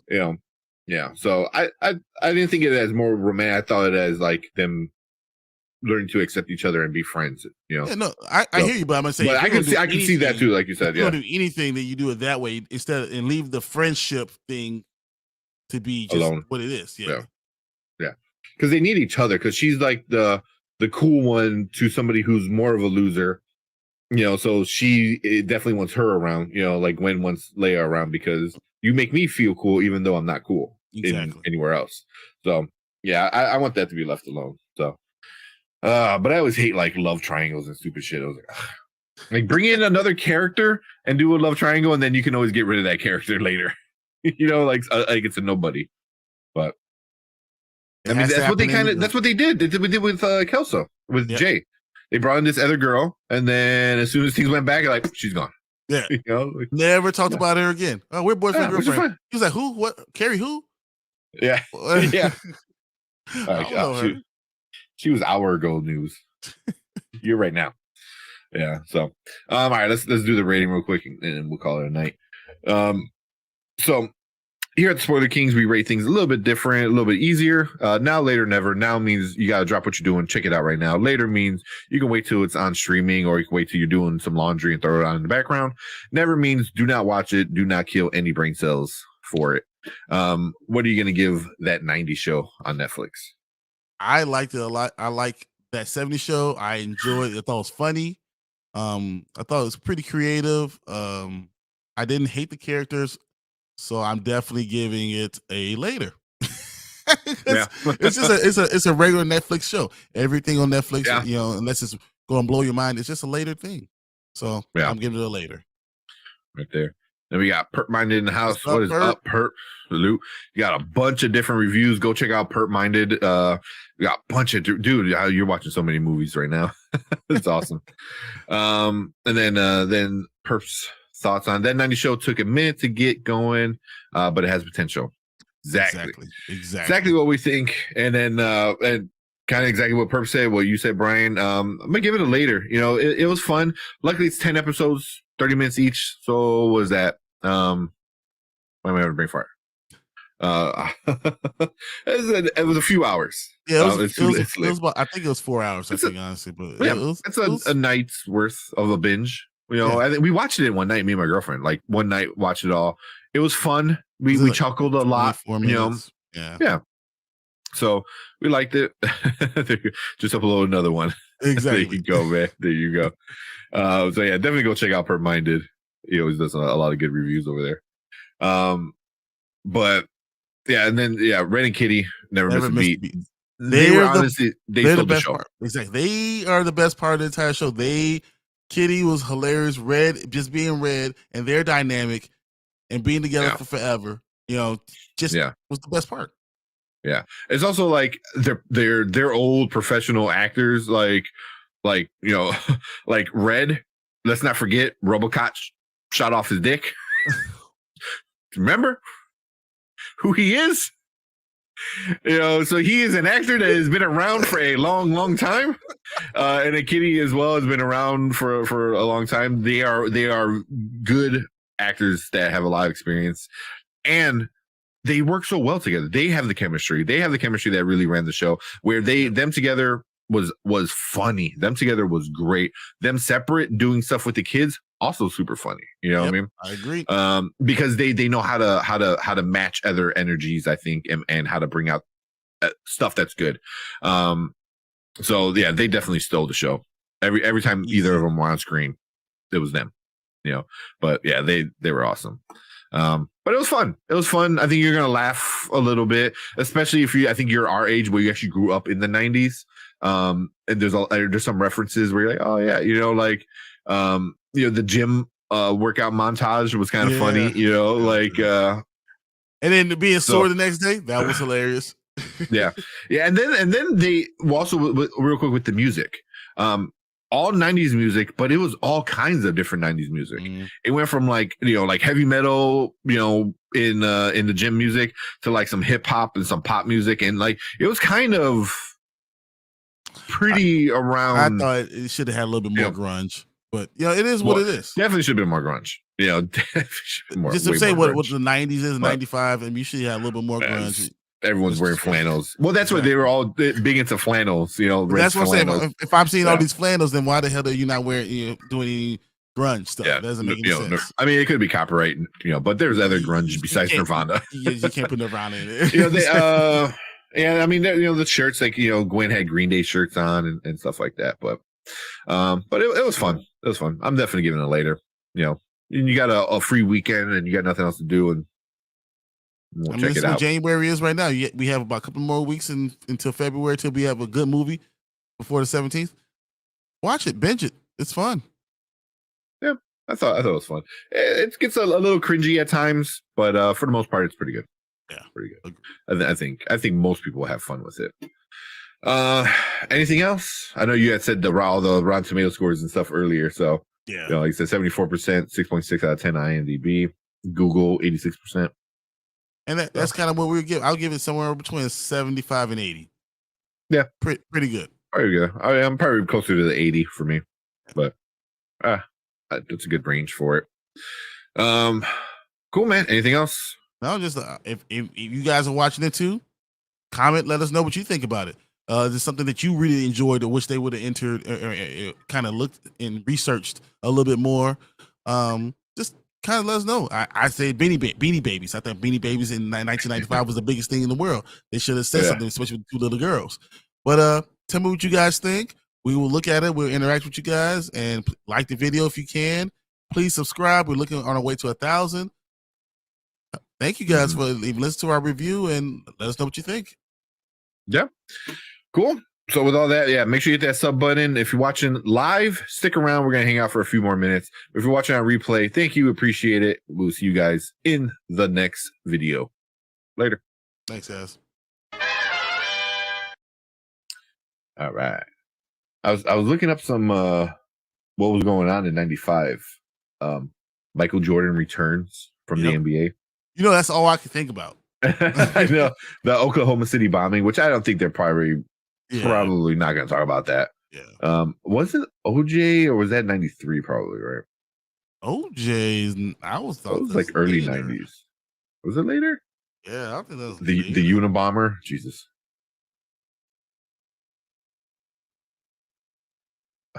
Oh yeah, the Congo Ebola virus. Oh, people were freaking out here about that. Yeah, U.S. OJ was found innocent in 95. 95, yep. See, but all that these are stuff kids. But those are kids, so that why would they care about that stuff? Yeah, I'm like, that's all like a lot.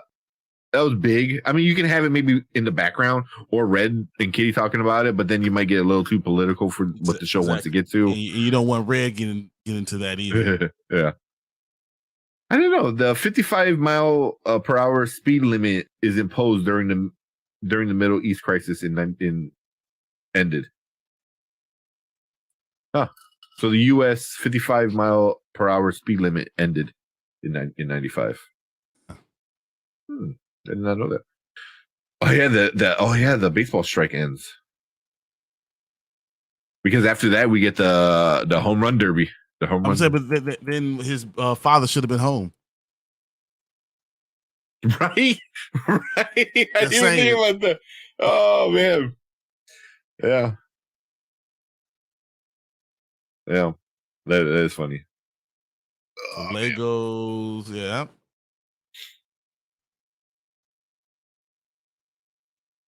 I keep seeing Beanie Babies. Oh yeah, the Furbies.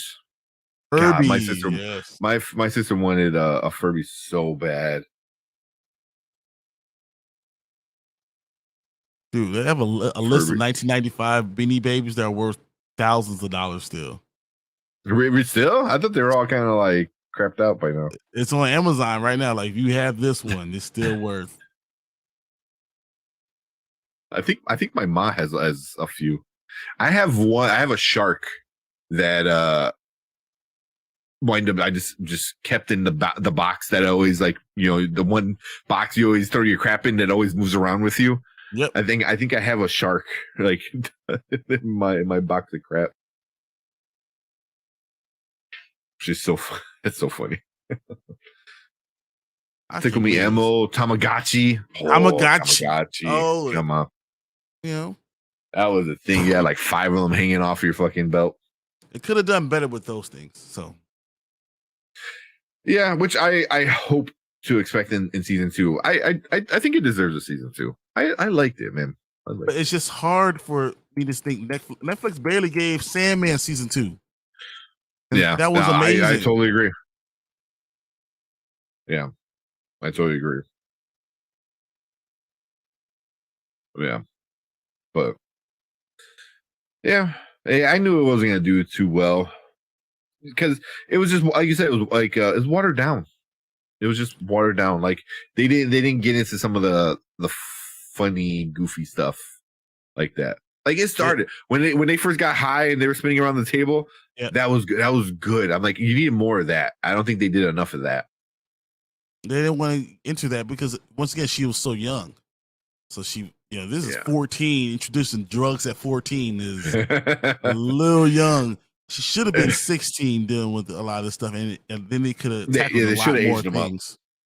They should have aged them up. They should have been like juniors, seniors in high school or something like that. But you could do more of all of 90s. But think about 15, 16, 15. She turned 16 that summer. Red gives her the car. Yeah. Now it makes more sense. Yeah. What's the point of having a learner's permit in 1995? You can't go nowhere. Yeah. Well, that's why Kelso was driving it, right, Jay? Yep.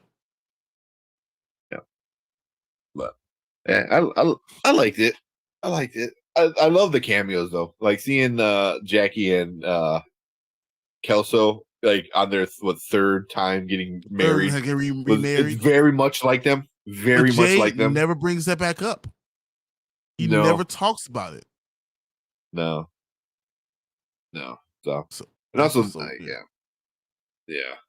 But I don't know. There's issues, but I think they could fix it. They could fix some of the issues. I hope they do. I hope we see another season because Red and Kitty deserve it. Yeah. Red and Kitty, they deserve it. Oh man, anything else? Almost 3 hours. Jesus, long enough. This is what we do. Long enough. Yeah. Well, I know in the beginning we had a bunch of people in chat, and we're obviously on a Star Wars rant as we do. This is what we do. We always go on Star Wars rants. Right? Yeah. And then Brandon has his little glossed over look, and like, all right, Brian, shut up. I'm done. Yeah. All right. Get out of here. But yeah, so hopefully just a little look into the future. So for February, we're hoping to have a pretty good February. We're going to start our Oscar reviews. And we're going to try to get a couple people. I know I talked to Perp and a few other people trying to get that all situation. So we're going to go through all the best picture nominees. February is also Black History Month. So we're going to do our Black Excellence in cinema again. Again, trying to bring out some other creators for that as well. So that I think also we're getting worked out to do a bunch of stuff, but yeah, February is one of my favorite things ever. I love doing those things, so that's something I can't wait to do. Yeah, we started it last year. The only issue, we started it like really late, and then it worked out though. It worked out. I gotta say though, my favorite video that we did was with the one with your dad that came on, and we were talking about Bruce Leroy, the Last Dragon. The Last Dragon. Are the Last Dragon. Yeah. Just also like your dad with his opinions, like being there, like when it first came out and stuff like that. Man, that's cool. Did everyone go see Karate Flicks? He was like, yeah, I went every weekend. Nice. My big afro. This is what I did. Yeah. Derpy, give me the DC slate now. I know, man. Come on, James Gunn. I want to know what it is. It's any day now. Yeah. No, I don't think he does it. It's gonna happen. Like it's gonna happen Monday. I think. I think it's gonna happen Monday. Yeah. Because you only get Monday and Tuesday, and then it's the end of the month. But I think it's gonna happen Monday. People will be screaming. It makes sense. Going crazy. Yeah. It makes sense. Monday 9-10 o'clock ish. He's gonna put it out there. But cool. But yeah, that's it. And then we're going to see Ant-Man. Yeah, in a private theater again, which is awesome. And I think we're all gonna go see it in IMAX. I'll probably see it Thursday and Saturday. Yeah.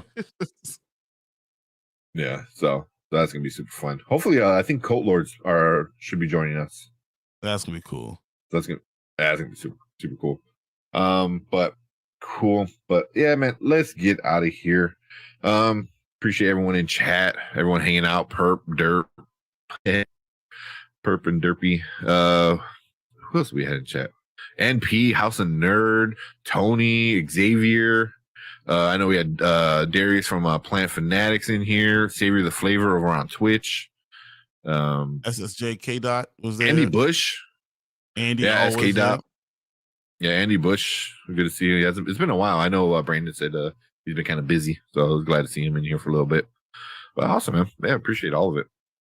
But cool. Let's get out of here, man. We will see you guys on Monday. We'll probably talk about a movie and some other stuff.